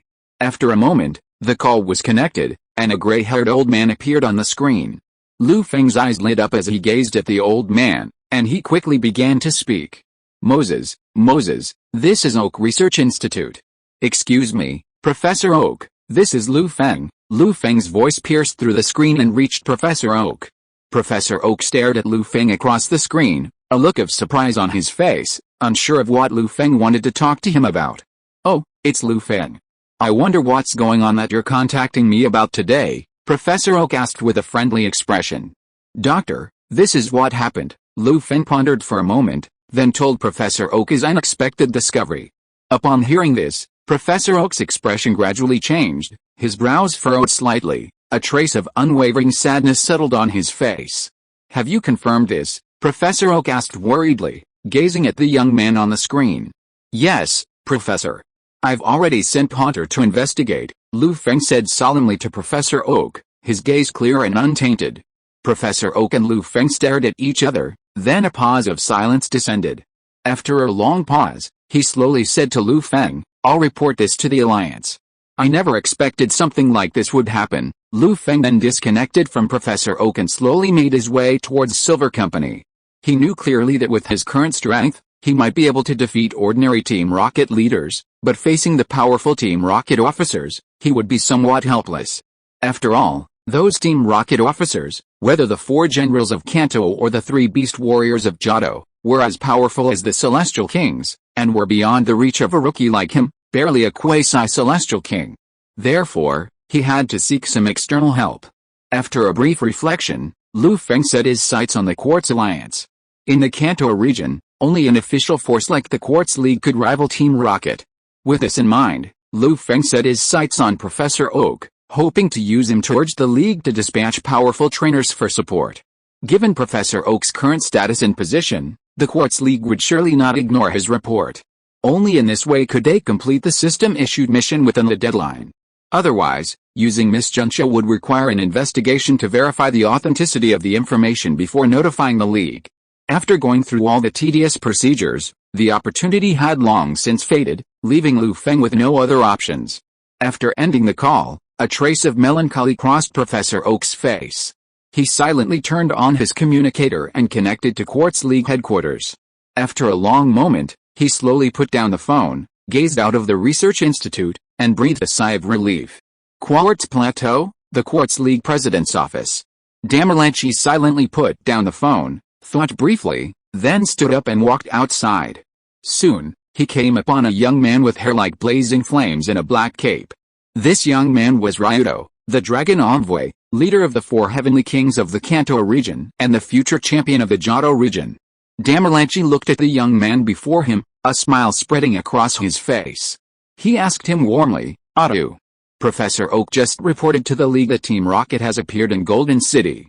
I wonder if you can go there. Aren't Granny Kikuko, Kona, and Shiba here?" Ryudo couldn't help but ask Damerlanchi. He had just finally gotten a chance to rest, only to find himself in trouble again, and he was immediately displeased. "Granny Kikuko is old. You can't bear to see her traveling so far, right?" Damerlanchi shook his head and explained slowly. "Besides, a Heavenly King will still need to remain at the Alliance headquarters, and Kona is far away on the 7 islands, unable to return for a while." Damerlanchi gazed out the window, taking in the scenery, and sighed. He then continued his explanation to Yulongdu. "As for Shiba, he's gone into Myacha Mountain to train. You know he doesn't carry any communication equipment when he's training, so we can't contact him for a while." Yulongdu, hearing Damerlanchi's words, felt a headache and stared at him expressionlessly. "What's going on this time?" After a long pause, Yulongdu finally relented, looking at Damerlanchi helplessly and asking. "I heard that a young trainer discovered Team Rocket's whereabouts, and the entire Silver Company has fallen into their clutches." Damerlanchi's expression shifted constantly, a mixture of anger and complexity. "What? How are these stinking rats hiding in the gutter?" Upon hearing this, Yulongdu glanced at Damerlanchi in shock. He had never imagined that Team Rocket would be so bold as to extend their treacherous claws to Kanto's largest corporation. Then, as if a thought had occurred to him, a sarcastic expression crossed his face. He looked at Damerlanchi and said quietly, "President, it's time to clean up those parasites in the Alliance who are just sitting there doing nothing." Yulongdu knew full well that Team Rocket's brazen actions were inevitably linked to those parasites within the Alliance. Without the help of these counselors, how could Team Rocket have evaded Miss Juntia and entered Golden City to see Silver Company? Damerlanchi's expression faltered after hearing Yulongdu's words, but he nodded. "I will give you an explanation for this matter," Damerlanchi said coldly, his eyes flashing with a cold glint. The council members of the Alliance had also reached a critical point, causing him to become somewhat angry. "I'll head to Golden City now." Yulongdu glanced at Damerlanchi, his expression gradually softening as he spoke to him in a deep voice. He then pulled out his Pokeball, released a Dragonite, and rode it towards Golden City. Damalanchi watched the receding figure, sighed silently, and then turned and left, his face etched with a cold expression. Chapter 64 Infiltrating Silver Company. Elsewhere, just as Yulongdu set off, Lu Feng also began his own movement. He first visited a tailor shop in Jinhuang City and told the shopkeeper his requirements, having them make him a custom-made set of Team Rocket uniforms. Then, Lu Feng cautiously approached Silver Company, taking advantage of the guard's inattention and sending Haunter to hypnotize him. Thus, Lu Feng easily entered Silver Co.'s entrance. As soon as he entered Silver Company, Lu Feng felt at least 5 or 6 gazes fixed on him. Fortunately, their attention was fleeting, and upon noticing his Team Rocket uniform, they averted their gazes. Lu Feng calmly walked towards the stairs, but before he reached them, a puzzled voice echoed from behind him. "Wait, who are you? Why haven't I seen you before?" a Team Rocket member asked, gazing at Lu Feng's unfamiliar figure. He knew all the Team Rocket members stationed on the ground floor, but he had never seen Lu Feng before. This made him wary, and he stared at Lu Feng with a stern look. "I'm sent by the boss. I have important matters to report to the leadership. I just came from Viridian City." Lu Feng slowly turned around, looking at the Team Rocket member calmly, his expression unwavering. "So that's why I haven't seen you before." Upon hearing Lu Feng's answer, the Team Rocket member's face lit up with sudden realization, and he held no further suspicions. After all, Sakaki was still the gym leader of Viridian, and Viridian City was still Team Rocket's private territory. When Lu Feng said he came from Viridian City, the Team Rocket member didn't think much of it. "By the way, where's the leadership now?" Lu Feng asked casually, watching the Team Rocket member's doubts gradually dissipate. "Lord Lands, they should be on the 11th floor, the Team Rocket member thought for a moment, then slowly spoke to Lu Feng. Upon hearing this, Lu Feng nodded calmly and slowly made his way towards the stairs. Sensing the Team Rocket member's departure, his expression darkened, a wave of turmoil rising within him. There really is a Team Rocket officer. And Lance, one of the 4 generals. Lu Feng gazed at the high-ranking officer and took a deep breath. Then, after a brief moment of contemplation, Lu Feng began to formulate a new plan. "Haunter, this time it's all up to you," Lu Feng said sternly, looking at Haunter. Haunter nodded at Lu Feng. He then slowly dispatched Haunter to hypnotize all the Team Rocket members along the way, preventing any unnecessary fighting and alerting Lance, who was at the top. With Haunter's help, Lu Feng safely reached the 9th floor. Lu Feng used Haunter's hypnotic powers to deal with all the Team Rocket members along the way, preventing any fighting from ever occurring. Lu Feng advanced cautiously and gradually arrived at a heavily guarded meeting room. 3 or 4 Team Rocket members were constantly patrolling back and forth, guarding the area tightly, not giving Lu Feng any chance at all. He couldn't help but feel a headache at the sight of the scene before him. Lu Feng knew very well that a fight was inevitable. But before Lu Feng could act, a voice suddenly came from the intercom of the 4 Team Rocket members, instantly making Lu Feng's heart plummet. "Attention, Team Rocket members on all floors. Attention, Team Rocket members on all floors. Several floors have lost contact, and it is suspected that someone has infiltrated Silver Company. Please pay close attention to the surrounding situation." When the 4 Team Rocket members heard the news, their faces suddenly changed, and they stared around nervously. Seeing this scene, Lu Feng's face turned a little pale, and he said helplessly, "Trouble." He had never expected that he would be exposed in such a way, and it was inevitable that he would sigh. Lu Feng then tossed a Gardevoir Pokeball and, looking at the 4 Team Rocket members before him, declared, "Gardevoir, use telekinesis to control these Team Rocket members." A powerful burst of psychic energy descended, instantly subduing the Team Rocket members, leaving them no chance to fight back. The Team Rocket members stared at Lu Feng in horror, unsure when he had arrived. After a moment's deliberation, he first knocked out several Team Rocket members and then pushed open the heavily guarded conference room. He saw a woman dressed like a city slicker, bound in the conference room, her face a picture of sorrow and fear. Lu Feng slowly approached her, untied her bonds, and before she could scream, covered her mouth with his hand. He then softly explained to her, urging her to be quiet so as not to alert Lance. Through their conversation, Lu Feng learned the woman's identity. She was Chairman Silver's secretary, held captive in the conference room by the Rockets for refusing to cooperate with their interrogation. "Chairman Silver, where's he being held?" Lu Feng whispered. He's being held in an office on the 11th floor, the secretary said, a look of shock on her face.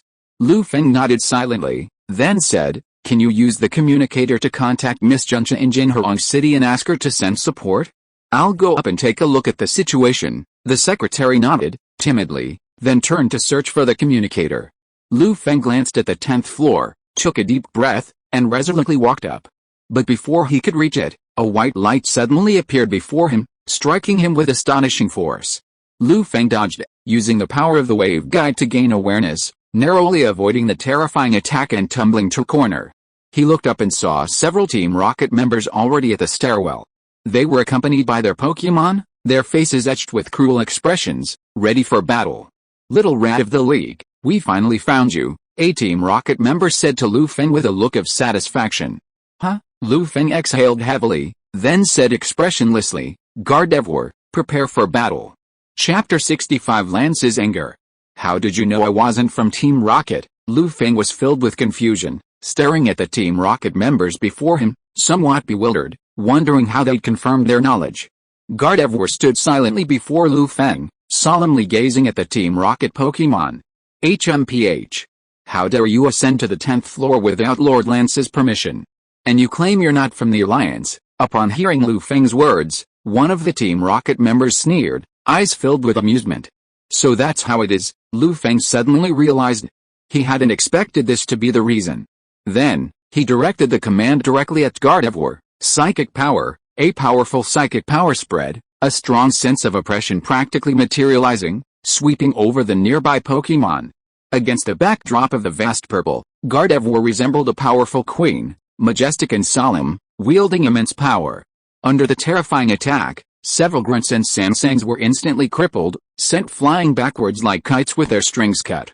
"Damn you little brat. I didn't expect you to be so strong," the Team Rocket members' faces grimaced, cursing at the scene before them. Seeing his strike succeed, Lu Feng couldn't help but breathe a sigh of relief, his frown slowly softening. "This is a tricky idea. Get all your Pokémon out," the leading Team Rocket leader, sweat dripping from his face, quickly called out to the surrounding Team Rocket members.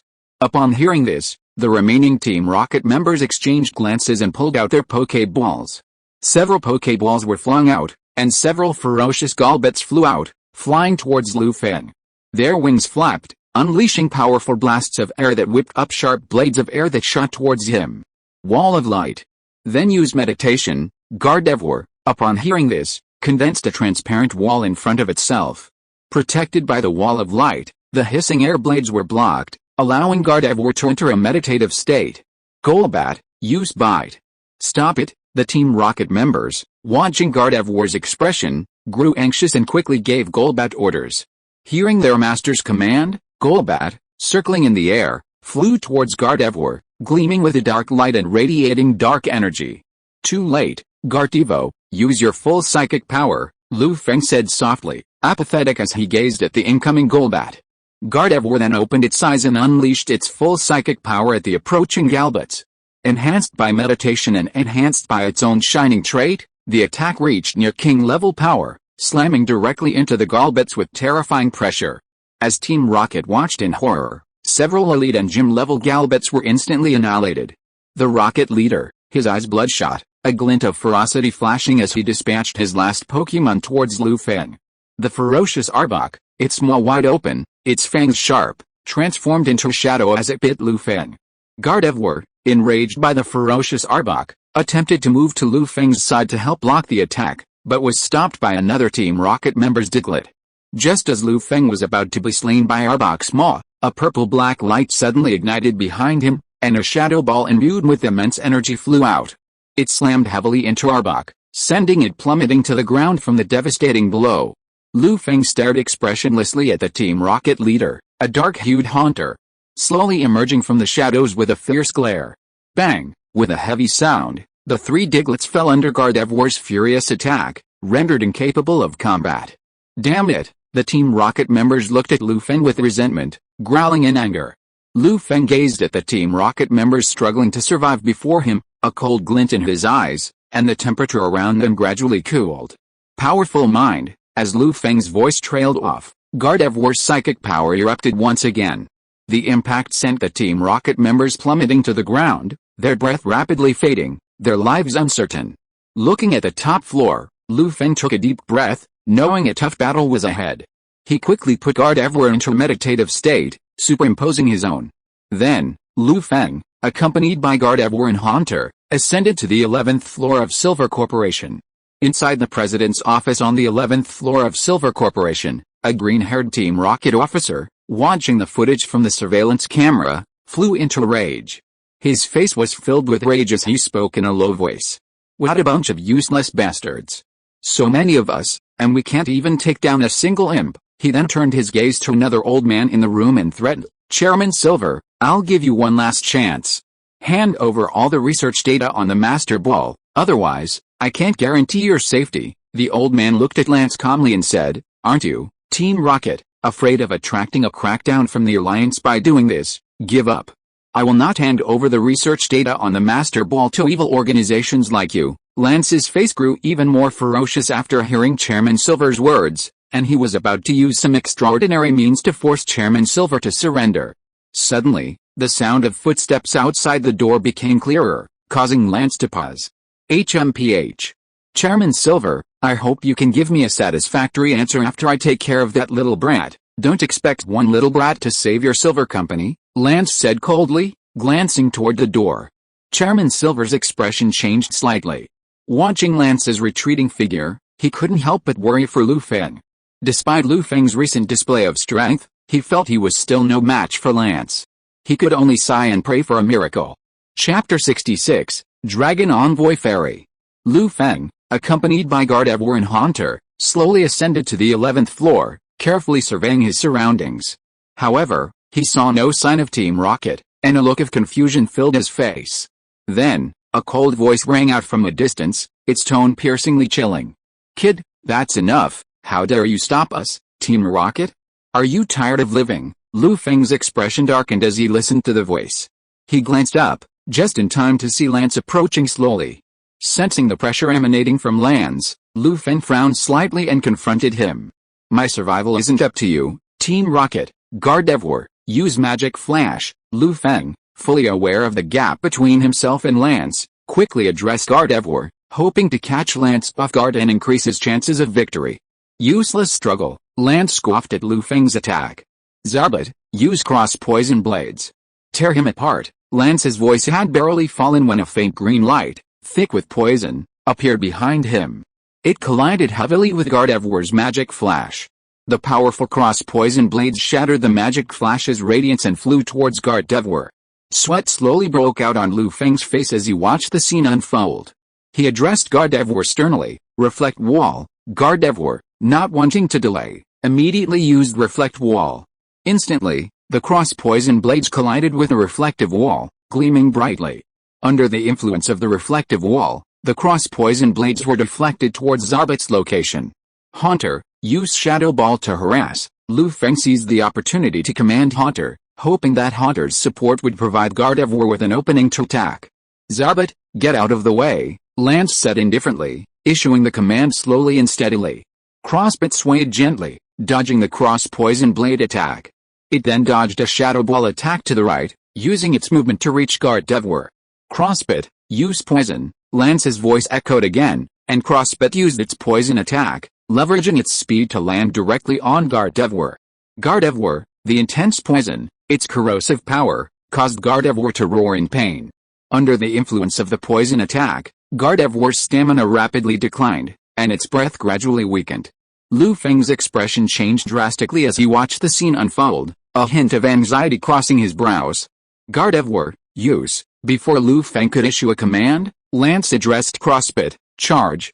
Cross Poison Blade at full power, leveraging its speed, Crossbit arrived near Gardevoir and hurled its Cross Poison Blade, slamming it hard into the body.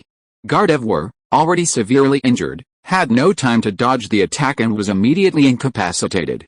Meanwhile, Crossbit scurried along the wall, quickly approaching Haunter and unleashing a bite attack that sent Haunter plummeting before it could react.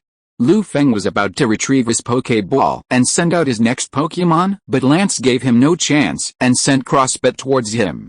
"Kid, it's time to finish," Lance said indifferently, his face filled with impatience. Gazing at the approaching CrossFit, Lu Feng had no time to retrieve his Pokeball. He could only rely on the power of the wave to sense the attack and roll around the corner, avoiding the attack. Huh? You're pretty lucky, huh? I'll see how many more times you can dodge. Lance was stunned when he saw Lu Feng dodge CrossFit's attack, then scoffed. 5 minutes later, Lu Feng leaned against the wall, breathing heavily. He looked at the CrossFit with a distracted look, his face gradually turning pale. Looking at the wall behind him, a bitter smile flashed across Lu Feng's face, and a hint of fear appeared in his eyes. The CrossFit attacked again, with a ferocious smile, flying towards Lu Feng.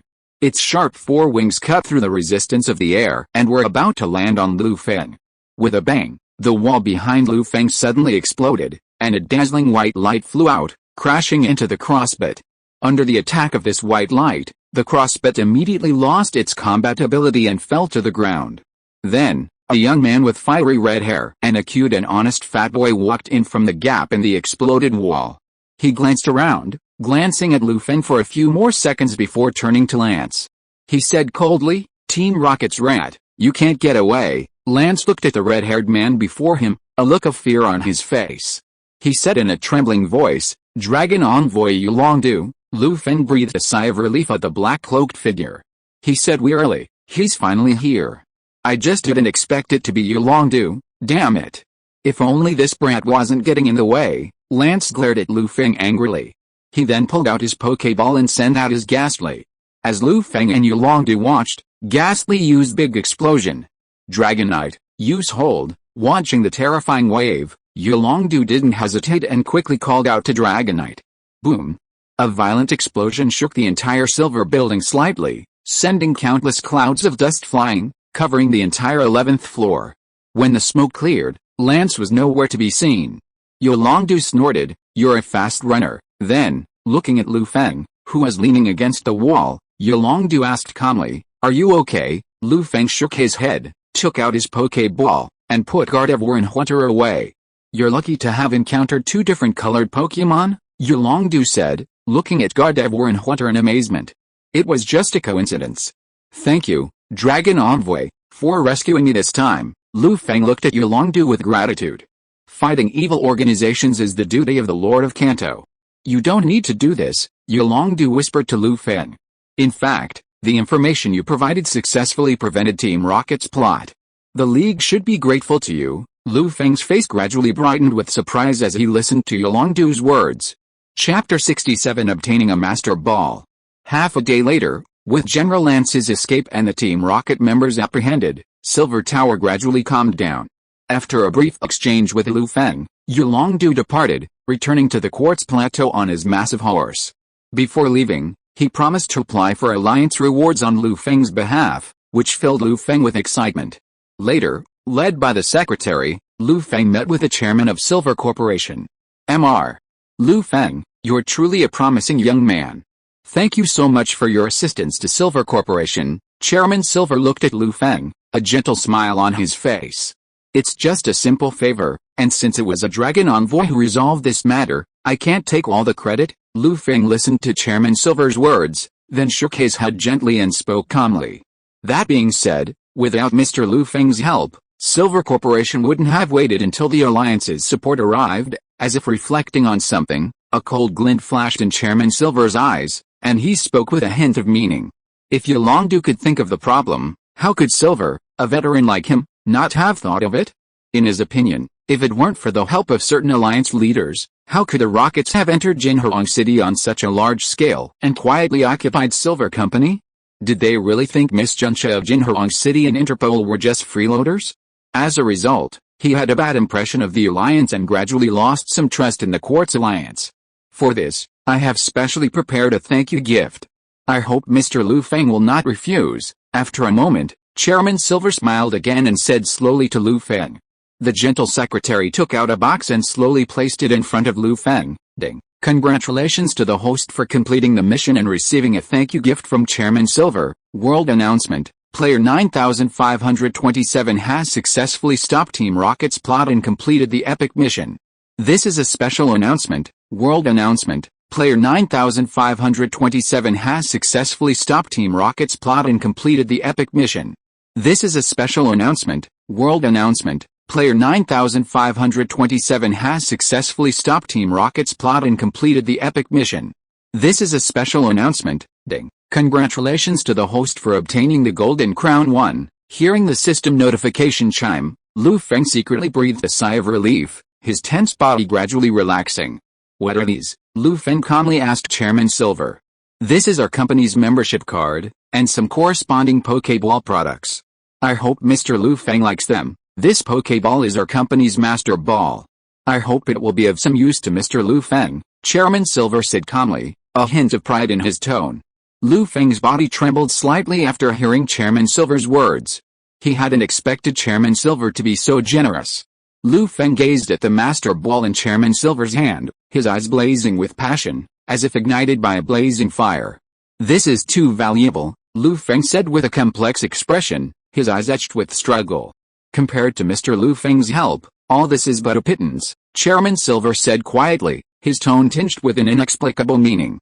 Ultimately, Lu Feng accepted Silver Company's thank you gift in full, and after a few pleasantries, he took his leave. Returning to the Golden City Pokémon Center, Lu Feng first asked Miss Joy to treat Gardevoir and Haunter. Then, he returned to his rented dorm.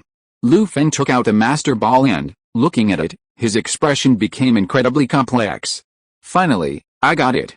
This time was truly not easy, he slowly recounted his experiences, feeling a surge of gratitude. Without the Alliance's help, this mission might have failed. After completing his review, Lu Feng felt a strong drowsiness that swept over him, causing him to drift off to sleep. Elsewhere, in Silver Building, the gentle secretary looked at the quietly seated chairman, seemingly hesitant to speak, a troubled expression on her face. After a long pause, unable to contain herself, she asked Chairman Silver, Chairman, I'm confused. Why are you giving away Master Balls? Given our current production, Master Balls are invaluable to us. Chairman Silver didn't turn around, but stared silently out the window. After a long pause, he sighed and said, although Silver and Devon are on par in business, we're still far behind in terms of trainer development. We need to befriend some talented trainers and cultivate our own team.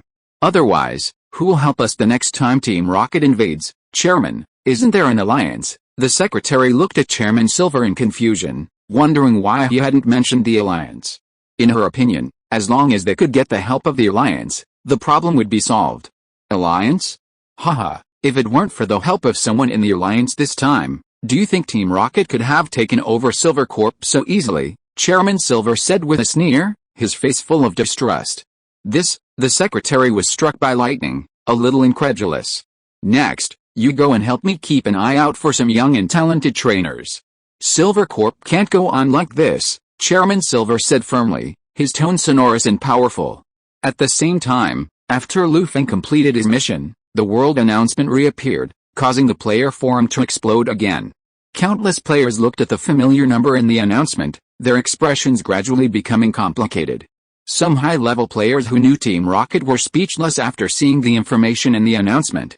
Oh my god, it's that 9527 again. He has received the world announcement again. How many times has this happened? Did he buy the world announcement wholesale, same year? How good are you? 9527, could you tell me the name of your tutoring class? I have a friend who wants to go there for further studies. The cute girl said she wants to meet this little brother and hopes he will give her a chance. Tisk, you upstairs, you're not a big guy who picks his toes, are you? Oh my god, this 9527 must be from our great Hoenn country. Smug. Yes, that's right. Chapter 68 Alliance Rewards. The next day, the dawn was light and the sky was clear. The delicate fragrance of wild grass and flowers, carried by the gentle breeze, spread throughout the Pokémon Center, gradually awakening Lu Feng from his slumber. The first rays of sunlight filtered through the windowsill and fell directly onto Lu Feng, making him feel a sense of warmth. Lu Feng gazed at the rising sun, feeling its warmth. He felt the fatigue from yesterday's battle gradually dissipate, and his spirits rose. He first took out his energy cube and prepared breakfast for his Pokémon. He then used his skillful massage techniques to help them recover from the damage caused by the battle. Then, Lu Feng began to think about his next plan, recalling his memories. With the silver incident resolved, the matter in Golden City is considered over. It's time to head to Jade Rainbow City. After a long moment of reflection, Feng decided to leave immediately for Jade Rainbow City to obtain his next gym badge. Just as he was about to leave the Pokémon Center, Miss Joy suddenly called out to him. Mr. Feng, please wait a moment. Miss Joy, looking at Feng as he was about to depart, seemed to have remembered something and hurriedly addressed him. Ms. Joy, is there something I can help you with? Feng slowly turned around, a look of deep surprise on his face, unsure of what Miss Joy meant. Mr. Feng, here's a message for you, Miss Joy slowly explained, looking at the puzzled Feng. A look of surprise crossed Feng's face as he listened to Miss Joy's words, and he was slightly lost in thought. Coming to his senses, he thanked Miss Joy and then slowly walked over to the communicator. Looking at the request on the communicator, Feng gently tapped the confirmation button. The snow-covered screen gradually became clear, revealing an elderly man with graying hair and a wrinkled face. He peered through the communicator's screen, observing the dazed Feng, and couldn't help but smile. Dr. Oak, Feng looked at the smiling old man with a look of surprise on his face. It's Feng. I heard about what happened yesterday. You did a good job. Dr. Oak looked at the young man on the screen with a normal expression, and a hint of admiration flashed in his eyes. It was just a coincidence. Thank you for your help. If you hadn't informed the Alliance for me, I wouldn't have been able to stop Team Rocket's conspiracy.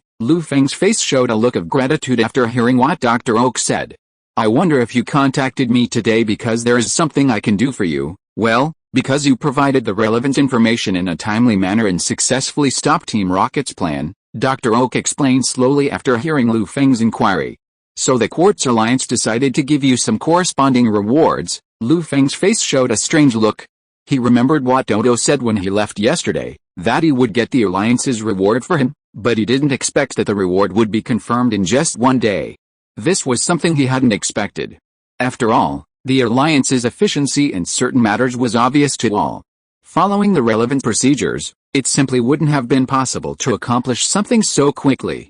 Unless a certain powerful figure was endorsing him, allowing the Alliance to save a lot of effort for that figure's sake. Thinking of this, looking at the calm and peaceful old man, Feng said solemnly, Doctor. Thank you very much for your help. Looking at the earnest young man, Dr. Oak gradually felt a sense of relief and smiled faintly. Dr.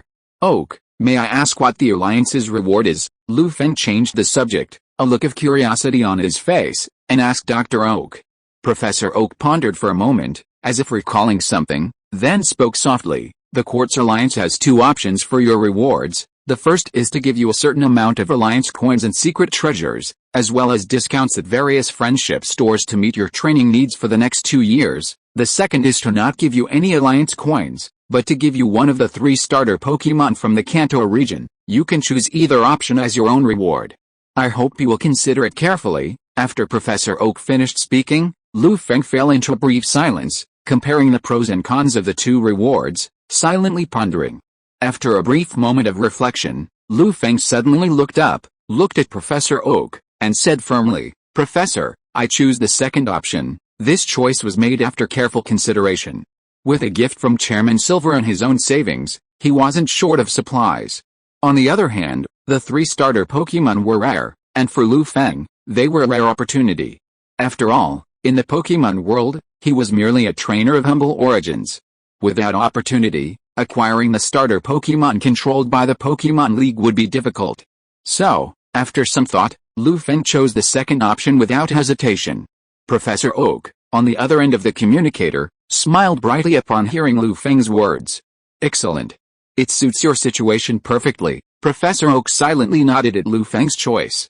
He paused, then continued, have you decided on a Pokémon you'd like to choose? Feng stated firmly, I hope the starter Pokémon the League will give you will be a Fire-type Charmander. Charmander's final evolution is Charizard, a Fire plus flying Pokémon that would greatly fill a gap in his team.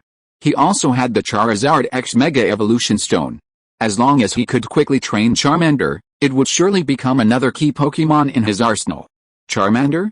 A good choice, I see. Upon hearing this, Professor Oak recalled the information he had read about Feng and nodded slightly. So, do you plan to stay in Golden City for a while, or do you plan to have the Alliance send your reward to the next city? Professor Oak continued to ask Feng. Professor Oak, I will be heading to Jade Rainbow City. You can have the Alliance send Charmander to the Jade Rainbow Pokémon Center, Lu Feng replied with a smile. After hearing what Lu Feng said, Professor Oak said he understood, and after a brief exchange, he ended the call with Lu Feng. Huh? Charmander, I'm really looking forward to it, Lu Feng sighed softly, then turned and left Golden City, heading silently towards Jade Rainbow City. If you are listening to this novel on a channel other than Fanfic World, it means it was downloaded and re-uploaded without effort. We warmly invite you to visit our channel, Fanfic World. There you will find the original version of this story and many other novels of various genres. We look forward to seeing you dive into a world of incredible novels. Chapter 69 Yuhang City. The sun shone brightly, the sky clear and blue. A gentle breeze rustled, and the water flowed gently. Lu Feng pedaled his sonic bike along Route 7, heading towards Yuhang City. He wasn't moving very fast, though. Instead, he deliberately slowed down his pace. He wanted to further improve his Pokémon through hard training along the way. Through battles with various traveling trainers and the training of wild Pokémon along the way, his Pokémon made rapid progress. Gardevoir had already reached level 49, Swampert and Shakira had also reached level 48. Even Haunter, the last to join the team, had gradually reached level 46 under Lu Feng's care, barely catching up with the rest of the team. Furthermore, with the help of perfect grade energy cubes, Haunter's foundation was gradually strengthened, and his abilities had reached their current limits. As Lu Feng gazed at Haunter, enveloped in a purple-black mist, an idea gradually emerged in his mind, and he began preparing for its evolution. After a short rest, Lu Feng gathered his belongings and headed towards Yuhang City. Just then, a sudden, vibrating sound emanated from nearby, instantly drawing Lu Feng's attention. After a moment's reflection, Lu Feng slowly approached the source of the sound, just in time to spot Satoshi and his group. Satoshi, using Charmander, had also captured an Infernape. Ash, Brock, and Misty, long time no see. Lu Feng slowly emerged and addressed Satoshi and the others. Lu Feng, Satoshi and the others stared at the approaching figure, their faces filled with astonishment. Pikachu, Pikachu called softly, tilting its head. Lu Feng, did you see that? I captured Infernape. If that cocky Xiaomao could do it, I can do it too. Satoshi's face, still beaming with excitement at having captured Infernape, excitedly addressed Lu Feng. Lu Feng looked at the excited Xiaozi, his eyes slowly replaying the relevant images. He shook his head and solemnly asked Xiaozi, what do Pokemon mean to you, Lu Feng? Xiaozi saw Lu Feng's serious expression, and his excitement gradually cooled. Xiaogang and Xiaoxia also fell into a brief moment of contemplation after hearing Lu Feng's words, recalling his words. What do Pokemon mean to me? Xiaozi muttered silently, stunned for a moment. After a long moment, he slowly regained his composure and said to Lu Feng seriously, Pokemon are my friends and my family to me. I will never give up on them. As he spoke, he recalled their journey, and his eyes gradually brightened.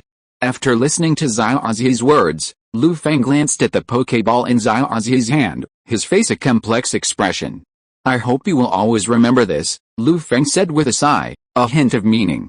The encounter between Pokemon and trainer may be fate, or destiny, but please cherish it. Only through the concerted efforts of both can miracles be born, Lu Feng said with a hint of loss, his tone tinged with mixed emotions.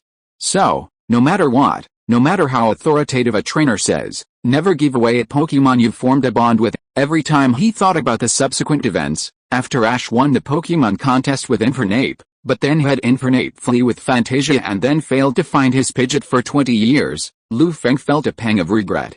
So, after seeing Ash capture Infernape, he couldn't help but remind him.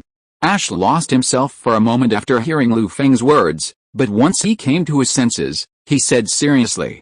I understand. Lu Feng nodded silently and parted ways with Ash and his group. They were heading to the Pokemon contest, while Lu Feng was heading to Jade Rainbow City to obtain his 5th badge. Time slowly slipped by. After parting with Xiaozi and his group, Lu Feng finally arrived at Jade Rainbow City after 3 days of leisurely travel. Jade Rainbow City is one of the largest cities in the Kanto region, second only to the mega metropolis of Golden City. Surrounded by dense forests and often bathed in rainbows, the city, adorned with a dreamlike atmosphere, has earned the nickname Jade Rainbow. The city is home to Kanto's largest department store and Team Rocket's Rainbow Arcade. In some versions, you can even earn tokens to exchange for Dratini, the initial form of Kanto's quasi-god Dragonite. It's also the hometown of Minakun, the trainer who relentlessly pursued Suicune and constantly sought his footsteps. Lu Feng gazed at the vibrant city before him, paused, and pondered for a moment. He silently planned his next move. A moment later, he cautiously entered Jade Rainbow City, keeping a constant eye on his surroundings. I hope I don't have the bad luck to run into lands. Lu Feng sighed softly and slowly walked towards the Pokémon Center. Based on the information in his mind, Lu Feng knew that beneath the Rainbow Arcade, there lay a large Team Rocket base. This base was extremely important to Team Rocket, a crucial part of Project Mutuo. It was likely guarded by numerous Team Rocket officers. Therefore, Lu Feng didn't dare to be careless. After arriving safely at the Pokémon Center over 10 minutes later, Lu Feng couldn't help but breathe a sigh of relief. He glanced at Miss Joy and slowly walked towards her. Miss Joy, I'm Lu Feng. Do you have anything for me here? Lu Feng asked softly. Oh. Mr. Lu Feng, you're finally here. The rewards from the Alliance have arrived. Please wait a moment. I'll go get them for you. Miss Joy was stunned at first, but after seeing Lu Feng's information, she quickly addressed him. Lu Feng nodded slightly upon hearing this, then stood there quietly, waiting. A minute later, Miss Joy returned, a Pokéball in hand. She slowly walked towards Lu Feng and handed him the Pokéball. Lu Feng looked at the Pokéball in her hand, his heart stirring as he slowly put it away. He then rented a dorm room at the Pokémon Center and left. Chapter 70 Charmander joins the team. After returning to the dormitory, Lu Feng tossed his Pokéball. A Pokémon, orange with a cream-colored belly and tail, resembling a theropod carnivorous dinosaur, appeared before him. The flames on its tail burned fiercely, making the air slightly warmer.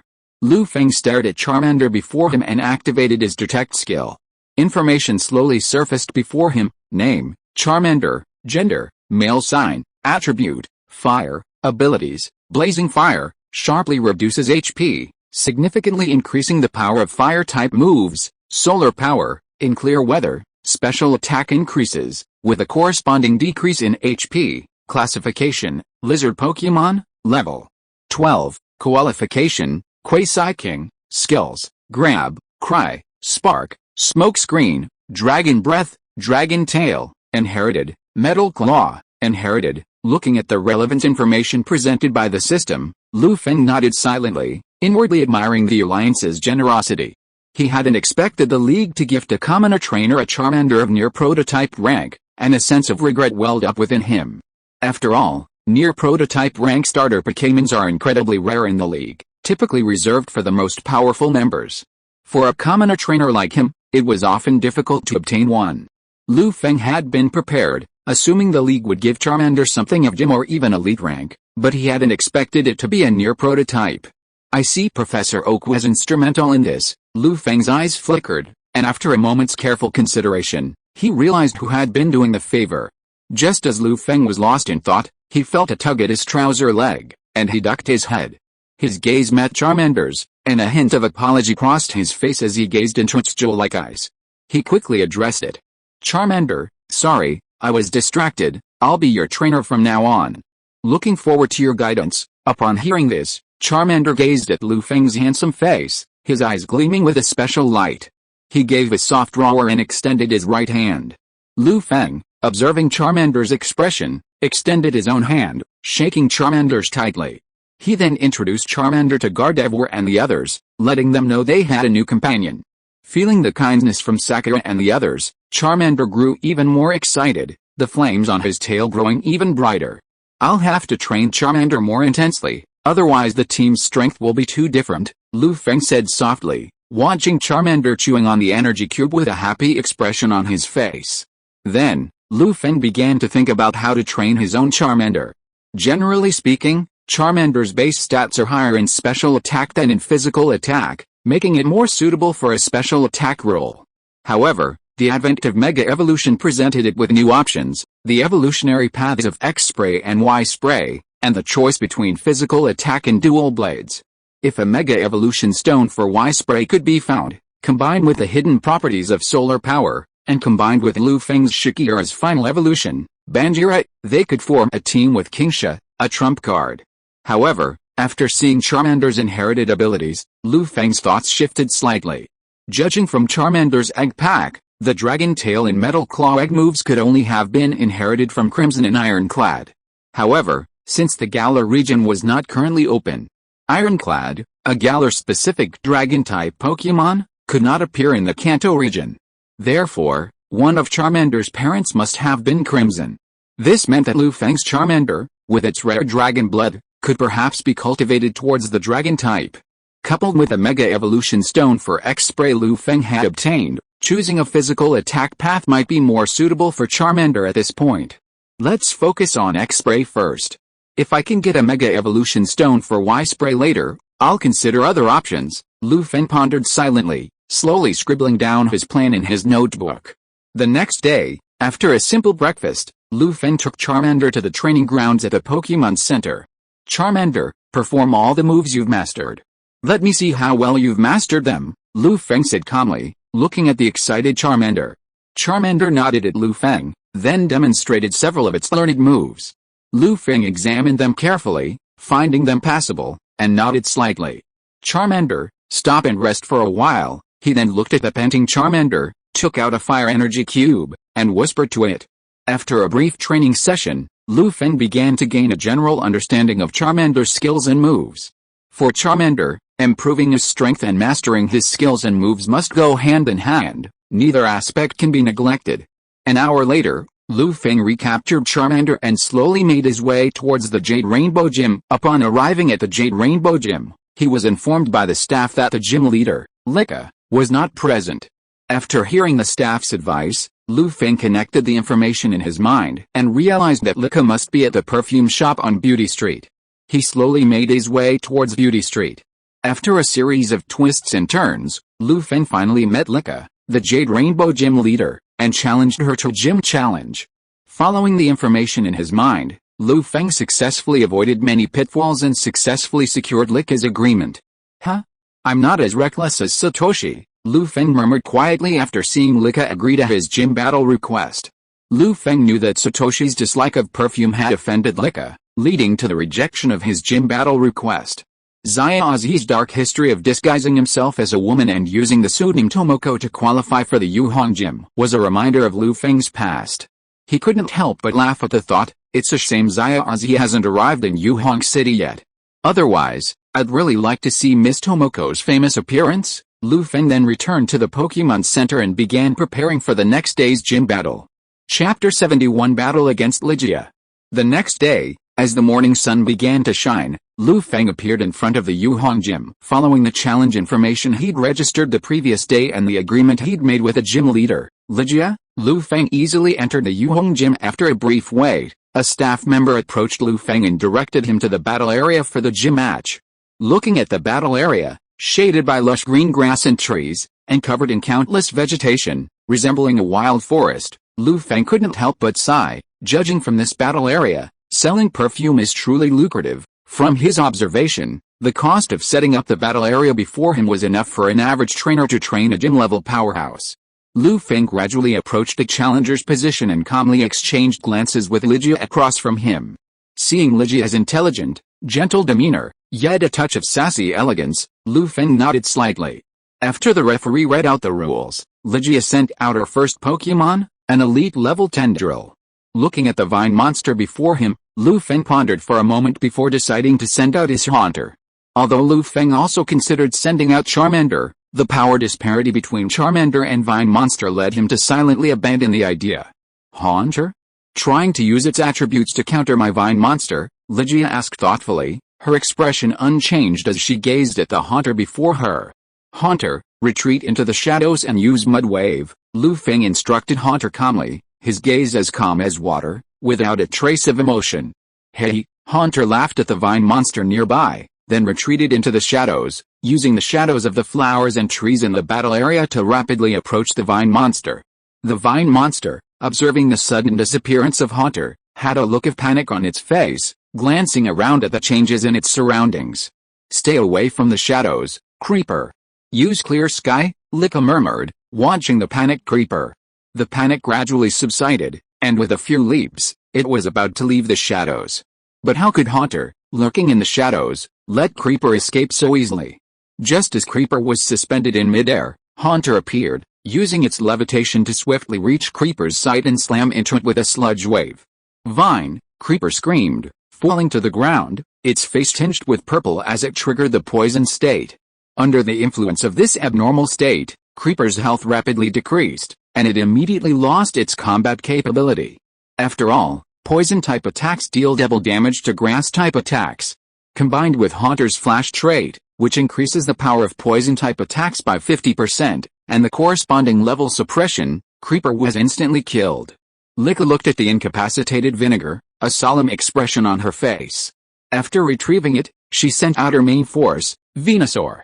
This was a gym-level grass-type Pokémon, its face radiating a fierce aura, a look that was somewhat chilling. Venusaur, Feng paused as he looked at Venusaur before him, then continued to speak to Haunter. Haunter, continue. Haunter, upon hearing this, retreated back into the shadows, constantly searching for an opportunity to renew its previous attack. Licca's face darkened as she watched the scene unfold. She quickly told Venusaur, use Clear Sky immediately, and pay attention to Haunter's position. Venusaur nodded, radiating a dazzling light. Under this light, the entire battlefield seemed to have appeared as if a sun had appeared, emitting a blazing aura that heated the air around it. With the appearance of Clear Sky, the shadows of the trees across the battlefield gradually shrank into a single dot, gradually increasing the distance from Venusaur.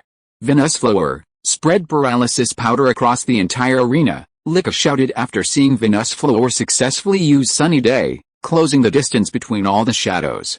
Venusflower, upon hearing this, began using its paralysis powder ability, which gradually spread across the entire arena. Haunter, use Taunt. Stop Venusflower, Feng calmly addressed Haunter, observing the battle before him. Hey, Haunter emerged from the shadows, making faces at Venusflower and provoking it. Following the taunt, Venusflower's face lit up with anger. It slowly paused and charged towards Haunter, swinging its two long vines at him. Haunter dodged the incoming vines, gradually closing in on Venusflower and unleashing a mud wave, dealing significant damage to Venusflower. If it weren't for Glutton's hidden ability, restoring some of its strength from consuming the orange fruit, it would have had little strength to fight again. Just then, Licca's voice rang out, Venustrum, hold on. Use Solar Blaze. As Licca's voice fell, the exhausted Venustrum forced itself to summon its strength and unleashed Solar Blaze on Haunter. Under the influence of the sunny day, the attack was instantaneous. Seeing the overwhelming, dazzling white light and sensing the terrifying power within it, Feng's expression changed. He quickly shouted, Haunter, hold on, rumble. As Solar Blaze descended, a massive wave erupted across the entire arena, and dust and sand rose from the ground, obscuring the entire area. Using his wave guide power, Feng detected Haunter's presence and said calmly, Haunter, maximum poison attack. A streak of purple light shone from the swirling mist and slammed towards a certain location. Bang! The sound of something heavy falling was heard, and the noise in the arena gradually died down. When the smoke cleared, Venusaur was already incapacitated, and Haunter was breathing heavily. Licca, observing the scene before her, remained silent for a moment before dispatching her final Pokémon, Vileplume. Upon seeing Vileplume and sensing its aura, Feng looked towards Haunter and asked, Haunter, can you hold on? Haunter, upon hearing this, stuck out its tongue and made a smiley face. Feng nodded slightly and continued to direct Haunter, continuing the battle. Chapter 72 An unexpected figure appears. Valley, show us your captivating dance moves. Petal dance, Ligia whispered, looking at Valley expectantly. As her voice trailed off, Valley began to dance gracefully, countless petals falling from the sky, sweeping towards Haunter's position. The scene was dazzling and dreamlike. Is this the petal dance? It's truly magnificent. Feng sighed absent-mindedly at the beautiful scene before him, then addressed Haunter. Haunter, fight back. Upon hearing this, Haunter began to charge, its dark energy silently gathering. Just as petal dance struck, a grimace of pain crossed Haunter's face. Then, a terrifying aura erupted from Haunter, like a surging wave, striking back at Valley's position. Valley, hold. Ligia felt the impact of this skill, her expression changing slightly, and she quickly commanded Valley. A strange force converged in front of Vampire, shielding it from Haunter's attack. Before Vampire could react, Haunter appeared nearby and unleashed a powerful poison attack. Lu Feng was about to press on and attack Vampire again, but Haunter suddenly stopped moving. It remained motionless, its eyes closed, in a state of slumber. What's going on? Haunter fell asleep. Lu Feng frowned, wondering what had happened. But upon seeing Vampire, a flash of inspiration struck him, and he finally understood. It's a hidden ability. Vampire's ability is spores. When attacked by contact, it has a chance to poison, paralyze, or stun the opponent. I was careless, Lu Feng said in frustration, beginning to blame his own carelessness. Upon seeing Haunter fall into coma, Ligia smiled charmingly and breathed a sigh of relief. Valkyrie, take this opportunity to use Ultra Drain, Ligia said calmly, directing Valkyrie to attack. A streak of green descended upon Haunter, and Haunter's expression darkened with pain, as if he were trying to break free from his dream and awaken. Valkyrie, using Ultra Drain, began to recover some of its own strength and inflicted considerable damage on Haunter. Haunter's energy weakened, and his expression darkened. Lu Feng, observing the scene before him, a trace of worry crossed his face. He resolved to teach Haunter the skill of sleep-talking as soon as possible to prevent a recurrence of this situation. He channeled the wave power within his body, constantly communicating with Haunter, attempting to awaken it from its coma. With the aid of the wave power, Haunter's eyelids fluttered slightly, and he gradually emerged from his slumber. By then, Ligia had already taken advantage of Haunter's unconsciousness to have Vampire unleash her green grass field ability. Vampire, final sun blaze, Ligia said calmly, issuing her final command. A brilliant beam of light emerged from Vampire's body, bursting out from the bud atop its head and piercing towards Haunter's position. With the added bonus of the green grass field, this sun blaze was even more terrifying and powerful than the one unleashed by Venusaur. Lu Feng knew full well that with this attack, Haunter would be rendered incapable of fighting. He could only helplessly call out to Haunter, "Haunter, use the same fate." Ligia's face lit up with anxiety as she quickly called out to Vampire, "Vampire, stop," but a skill already unleashed couldn't be stopped so easily. Under everyone's gaze, Sunshine Blaze finally landed on Haunter. As Haunter fell, Villaplume let out a scream and collapsed with him. Ligia watched the scene unfold. A bitter smile on her face as she silently retracted her Villaplume. Lu Feng also slowly retracted Haunter and channeled a stream of Viridian's power towards it, helping it stabilize its injuries. The match is over. Since all three of the gym leaders' Pokémon are incapacitated, Lu Feng has won this gym battle. The referee, watching the match, quickly announced the results. Congratulations. This is my Rainbow Gym's rainbow badge. Ligia slowly walked over to Lu Feng, took out a 7-colored badge, and handed it to him, speaking heartfeltly. Thank you, Ms. Ligia, for your guidance. It has helped me realize my shortcomings. Lu Feng accepted the badge from Ligia and thanked her heartily. Ding. Congratulations to the host for earning the rainbow badge, charcoal, and world integration plus 1%. After hearing Lu Feng's words, Ligia smiled brightly and nodded slightly, saying, "Keep going. I hope to see you at the Quartz Conference." After a brief exchange, Lu Feng left the Jade Rainbow Gym and headed towards the Pokémon Center. After handing Haunter to Miss Joy, Lu Feng quietly waited. As he waited, Lu Feng caught a glimpse of a familiar figure, and a look of surprise crossed his face. Why is he here? Confused, he stared at the fleeting figure. But after a brief moment of reflection, and considering his current location, a sense of clarity dawned on him. It seems our flying-type champion has also discovered some clues about Team Rocket, Lu Feng said, his eyes penetrating as he gazed at the now-vanished figure. Just then, Miss Joy's voice rang out, and Lu Feng quickly turned to retrieve Haunter's Pokéball. After a brief moment of deliberation, Lu Feng headed for the department store and, after spending a fortune, purchased a hat similar to Satoshi's. Putting on the red and white hat, emblazoned with the Pokéball logo, and creating a simple disguise, Lu Feng slowly made his way toward the arcade. He kept a close eye on his surroundings, fearing Team Rocket would discover him. He searched silently, constantly scanning his surroundings. Upon spotting a young man with fiery red hair nearby, he quickly made his way over to him. Chapter 73 New Mission. Inside the Rainbow Arcade in Yuhang City, Yolongdu stood in front of a slot machine, glancing around from the corner of his eye. According to a tip he'd received, Team Rocket had been spotted near the Rainbow Arcade. But he was puzzled by the fact that there wasn't anything unusual about the arcade. Strange, how could they not be there? Where on earth did Team Rocket's rats go? Yolongdu murmured softly, his brow furrowed. Suddenly, soft footsteps approached from behind him. Yolongdu's expression shifted slightly, his body gradually tensing, his right hand clasping his Pokeball. But before he could react, a familiar voice echoed, causing Yolongdu to pause. Dragon Master, long time no see. As Yolongdu slowly turned around, he saw a figure he vaguely remembered. Looking at the figure before him, Yolongdu searched his mind for relevant memories.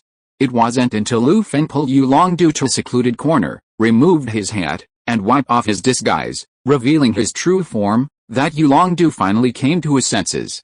It's you. Why does that voice sound so familiar? Yolongdu nodded slightly at Lu Feng, his tense body gradually relaxing. Thank you, Lord Du, for what happened last time. I wonder why Lord Du is visiting the Rainbow Arcade this time, Lu Feng asked Yolongdu with some doubt. Yolongdu was silent for a moment, pondering silently, but remembering how Lu Feng had previously disrupted Team Rocket's plan, a decision suddenly came to his mind. I received a report from an informant saying that Team Rocket's presence is increasing frequently near Yuhong City. I suspect there's a Team Rocket base there, so I came here to investigate, Yolongdu said in a low voice, a serious expression on his face. What's puzzling me is that I haven't found any trace of Team Rocket in Yuhong City, Yolongdu said slowly, a wry smile on his face, a hint of displeasure etched in his heart. After hearing Yolongdu's words, Lu Feng paused for a moment, a look of sudden realization crossing his face. Then, the system chimed in, a cold, mechanical tone slowly echoing in Lu Feng's mind. Ding. Congratulations, host, on accepting the epic quest. Destroy Team Rocket's base. Time frame, 3 days. Quest description, somewhere in Yuhong City, Team Rocket's officers and scientists are using this base for conducting Pokémon genetic research. The host must destroy this base and rescue the Pokémon within. Quest reward: 3 silver crowns, Yolongdu's gratitude, 1 Z bracelet. Quest failure, Team Rocket bounty, Yolongdu's favorability decreases. Lu Feng's body trembled slightly as he listened to the system notification, a thought forming within him. He observed Yolongdu's distressed expression and slowly spoke, Lord Du, how about I help you find Team Rocket's base? Yolongdu paused for a moment, a look of surprise on his face. He looked at Lu Feng, who remained calm, his mind reconsidering his options, a look of hesitation on his face. Seeing Yolongdu's expression, Lu Feng knew what he was worried about. He then released his own wave power and calmly said to Yolongdu, Lord Du, I have special abilities and may be able to help you find Team Rocket. Gazing at the azure wave power concentrated in Lu Feng's hand, Yolongdu paused for a moment before nodding earnestly. Thank you very much for your help, Lu Feng nodded silently. After exchanging contact information, he said goodbye to Yolongdu. Based on the information in his mind, Lu Feng knew Team Rocket's base must be hidden beneath the Rainbow Arcade. However, he was unsure whether the mechanism to unlock it was actually behind the poster. To test his theory, Lu Feng tidied his attire again and headed back to the Rainbow Arcade. He first exchanged some tokens for them, then silently walked past the arcade machines, casually watching the players' movements and listening to the occasional clamor of games. Gradually, Lu Feng approached the posters in the arcade. Using his wave guide power, Lu Feng began to examine the posters, carefully searching for the location of any traps. To his disappointment, the walls behind the posters were solid, revealing no trace of any traps. Lu Feng sighed softly, muttering to himself, I knew this epic quest wouldn't be this easy. To avoid alerting Team Rocket, Lu Feng casually walked to a machine and started his own game, scanning for unusual areas with his peripheral vision. After an unspecified amount of time, Lu Feng's tokens were almost exhausted, and he was about to leave when a stealthy figure appeared, instantly catching his attention. But Lu Feng didn't immediately follow. Instead, he used his senses to closely observe the place where the figure disappeared. After waiting for a while, Lu Feng pretended to look for the bathroom and silently walked towards the place where the figure had disappeared. He came to a corner. There was nothing around except an ornamental tree. Lu Feng's face showed a hint of surprise. But with the help of the wave power, he finally found a hidden mechanism and sensed that the underground seemed to be hollow. Looking at his discovery, Lu Feng's face flashed with joy, but before he could investigate further, a voice came from behind him. Who are you? What are you doing here? Hearing this cold voice, Lu Feng's body stiffened, and then, suppressing the emotions in his heart, he slowly turned around. A man dressed as an arcade attendant, his face showing embarrassment, said, "I'm a tourist looking for a restroom." "Where is it?" The man looked at Lu Feng suspiciously for a long moment, then calmly glanced at the mechanism. Finding no signs of it being opened, he breathed a sigh of relief. Then, calmly, he said, "This place isn't open to tourists. Please don't wander around. The restroom you're looking for is over there." He pointed in a certain direction, offering a warning. Lu Feng, apologetic, hurried away. Chapter 74, Action begins. After Lu Feng emerged from his previous position, he didn't leave immediately. Instead, he headed towards the bathroom. He could sense several eyes on him. Although he hadn't triggered the mechanism, he had still attracted the attention of the Team Rocket members in the dark. To avoid alerting the enemy, Lu Feng remained in the Rainbow Arcade for another hour, waiting until his tokens were completely depleted before slowly leaving. Feeling the gazes behind him fade away, Lu Feng sighed in relief and headed towards a secluded area. He first glanced around, and when he saw no one was around, he pulled out his communicator and contacted Yulongdu. "Hello, is this Du Shai and Wang? This is Lu Feng. I found the location of Team Rocket's base." On the other end of the communicator, Yulongdu received Lu Feng's call and a hint of surprise crossed his face. He had expected Lu Feng to be in some trouble, but he hadn't expected it to be the location of Team Rocket's base. This shocked him deeply, and an expression of urgency crossed his face. He couldn't help but ask Lu Feng, "What? Are you telling the truth? Where is Team Rocket's base?" Hearing the urgency in Yulongdu's tone, Lu Feng didn't hesitate and told him the story. Yulongdu listened quietly to Lu Feng's report, his expression constantly changing. He hadn't expected that Team Rocket's base was actually hidden beneath the Rainbow Arcade, and that it was equipped with numerous traps. No matter how hard Gui searched, he found nothing. After a brief moment of reflection, Yulongdu solemnly addressed Lu Feng. "Lu Feng, please don't act rashly, lest you alert Team Rocket. I'll notify Miss Junxia and ask them to cooperate. Let's take this opportunity to eliminate Team Rocket's base hidden in Yuhong City in one fell swoop." Lu Feng listened to the voice on the other end of the communicator, nodded slightly, and then hung up. He looked towards the Rainbow Arcade, his eyes gradually deepening. Yulongdu lowered his communicator and quickly headed toward the Yuhong City police station. Soon, they arrived at the station. Without further ado, he pulled out his ID and instructed Ms. Junxia of Yuhong City to mobilize all police forces and head toward the Rainbow Arcade. After an hour of deployment, the entire police force had surrounded the area. They cautiously waited, awaiting Yulongdu's command to charge and capture Team Rocket. Yulongdu waited silently, his grim expression softening slightly when Lu Feng appeared. "Lu Feng, it's up to you to find the intersection now," Yulongdu said, looking at him expectantly, a hint of a request. Lu Feng nodded firmly, indicating he understood, and slowly led Yulongdu toward the mechanism inside the Rainbow Arcade. Soon, the two returned to the location of the mechanism. The expressions of the Team Rocket members hiding nearby suddenly changed upon seeing their movements. But before they could approach to question them, they were restrained by a supernatural power, unable to move. A flash of light flashed from Gardevoir, and a surge of telekinesis surged. The Yuhong City detective seized this opportunity to apprehend the Team Rocket members and began clearing the arcade of visitors. Lu Feng and Yulongdu arrived at the mechanism, and with Lu Feng's help, they easily discovered the hidden mechanism. Rumble, a loud noise was heard, and the ground shook slightly, revealing an underground entrance. Lu Feng and Yulongdu exchanged a glance and slowly made their way down. Under the Rainbow Arcade, in Team Rocket's hidden base, three figures were engaged in a discussion in a large conference room, their voices growing increasingly noisy. These three were three of Team Rocket's four generals, Apollo, Lance, and Radam. As Sakuki's most trusted subordinate, Apollo was naturally sent here to guard the base to ensure the safety of the base. At this moment, Apollo looked at several colleagues nearby with a solemn expression on his face. He said in a low voice, "According to the reports from our spies planted in the Alliance, some news about our base has leaked out. It is estimated that the Alliance will come to check it out soon. What do you think?" Hearing this, Lambda's face gradually became a little ugly. He said in disbelief, "What's going on? Our base is hidden so well, how could it attract the attention of the Alliance? Tisk, we can plant spies in the Alliance, but the Alliance can't plant spies in our rocket team." Did Kintaro kick your brain? Lance couldn't help but sneer when he heard Lambda's words. HMPH. Lance, How could you be any better? We spent so much money on Silver Company, feeding those greedy congressmen, and yet you messed it up, only to get back a half-finished product. Lambda's face was tinged with anger, and he confronted Lance. Alright, stop right there. I asked you to express your opinions, not to argue. Apollo listened to the two, his face irritated, and he quickly stopped them. After hearing Apollo's words, Lance and Lambda each snorted coldly, then turned their heads away, gradually calming down. Apollo couldn't help but sigh, feeling a headache coming on.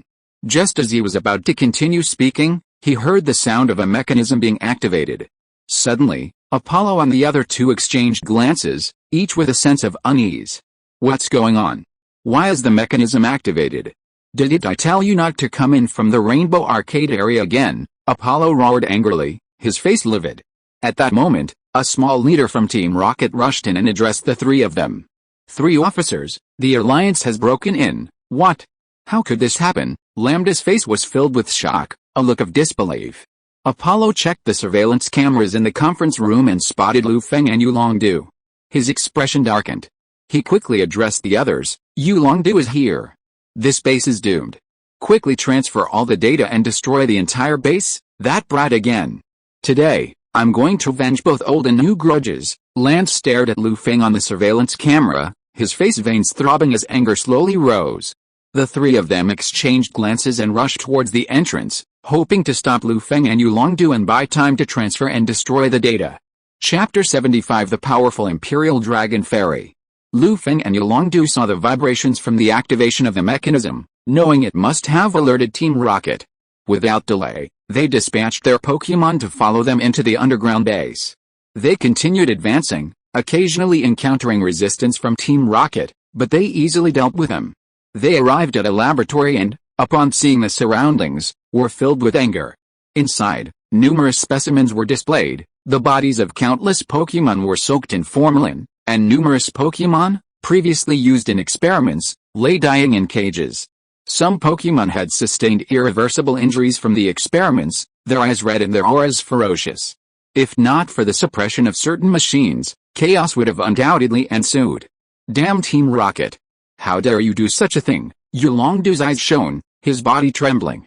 Through the power of Viridian, he could easily sense the pain of these Pokémon. Lu Feng's face was also grim. Although he had been prepared, he still hadn't had a clear picture. Seeing the scene before him, his anger gradually grew. He kept flipping through a log of experiments, and the more he looked, the angrier he became. After a long time, he slowly regained his composure, trying to calm his anger. He said to Yulongdu, Lord Du, let's release the Pokémon in the cage first. Yulongdu nodded slightly and said to Dragonite beside him, Dragonite, use your claws to break those cages. Woo! Dragonite growled, raised his right claw, and struck with heavy force. The cages cracked under the fierce attack, gradually revealing gaps one after another. The Pokémon in the cages looked at Yulongdu and Lu Feng warily, ready to attack, full of distrust.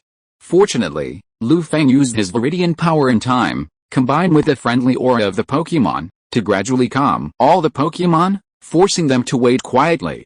The two then continued their advance deeper into the base, but before they had gone far, they sensed a terrifying skill surge coming from the front, striking them at breakneck speed.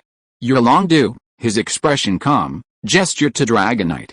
The simple-minded, fat dragon slowly walked forward, flapping its wings and creating a massive tornado that collided with the oncoming attack. Boom! A violent explosion echoed, and the terrifying aftermath spread throughout the surrounding area. The surrounding walls began to shake, and countless clouds of smoke and dust gradually filled the air, obscuring everyone's vision. Clap, clap, clap. A single sound of applause echoed, and 3 figures silently emerged from the dust. Regretful expressions crossed their faces as they looked at Yulongdu and Lu Feng, saying, as expected of the 4 Heavenly Kings leader, I didn't expect you to react so quickly, HMPH. Brat, we meet again. This time, I'll show you what regret means. Lance stared at Lu Feng, his tone becoming incredibly cold and icy. Yulongdu looked indifferently at the 3 Apollos before him, his face gradually growing colder. With a shimmer of determination, he declared, Team Rocket Rats, let's see how far you can get this time. Lu Feng listened to Lance's words, his face also solemn, but without any fear. He quietly confronted Lance. Dragonite, use super speed. Gazing at the three Apollos before him, Yulongdu, unwilling to wait any longer, gave the corresponding command to Dragonite. As Yulongdu's voice fell, Dragonite approached Apollo and his companions with lightning speed. Feeling the pressure from Dragonite, Apollo and the other two's expressions grew increasingly grim, and they hurriedly addressed their Pokémon. Horde, use Protect. Crosspit, cross Poison Blade. Rattata, use Freeze Beam. As their voices sank, a strange force emerged from Horde, silently blocking the way. Crosspit flew continuously, condensing a cross-shaped Poison Blade attack, which shone with a dark purple light and struck Dragonite. Rattata's mouth condensed an icy blue light, emitting a hint of chill, and shot it at the speeding Dragonite. Dragonite looked at the three people in front of him expressionlessly, without any emotion, and a slight smile of disdain curled at the corner of his mouth. Feng silently watched the battle before him, keeping Swampert ready in case of any unexpected events. With a resounding thud, Dragonite, using its swift attack and immense weight, crashed directly into Houndoom. Though Houndoom used Protect, the gap between King Level and Peak Champion was too great to stop the Dragonite's attack. Houndoom whimpered under the powerful impact, like a kite with its string cut, crashing directly into the wall behind it. Its breath weakened, as if it had suffered a serious injury. Dragonite then, observing the approaching cross-poison blade and ice beam, unleashed a destruction beam, deflecting their attacks and blasting towards Zbat and Rattata. As everyone watched, the destruction beam descended upon Zbat and Rattata, sending them flying. Is this the strength of a champion? Truly formidable, Feng observed the scene, his expression filled with emotion. Damn it! They're so powerful. Apollo's forehead was covered in sweat, his expression extremely solemn, and he couldn't help but curse inwardly. Lambda and Lance's expressions were not very good either. Looking at the two Pokémon lying on the ground, their faces pale. HMPH. Just surrender, Yulongdu said to Apollo and the others indifferently, without a trace of emotion. Don't even think about it, Lambda roared, his face full of resignation. Just then, a Team Rocket leader ran out from behind them and shouted, 3 officers, that's enough. Lambda, Lance and the others exchanged a sigh of relief, then threw out their other Pokeballs, preparing to break out.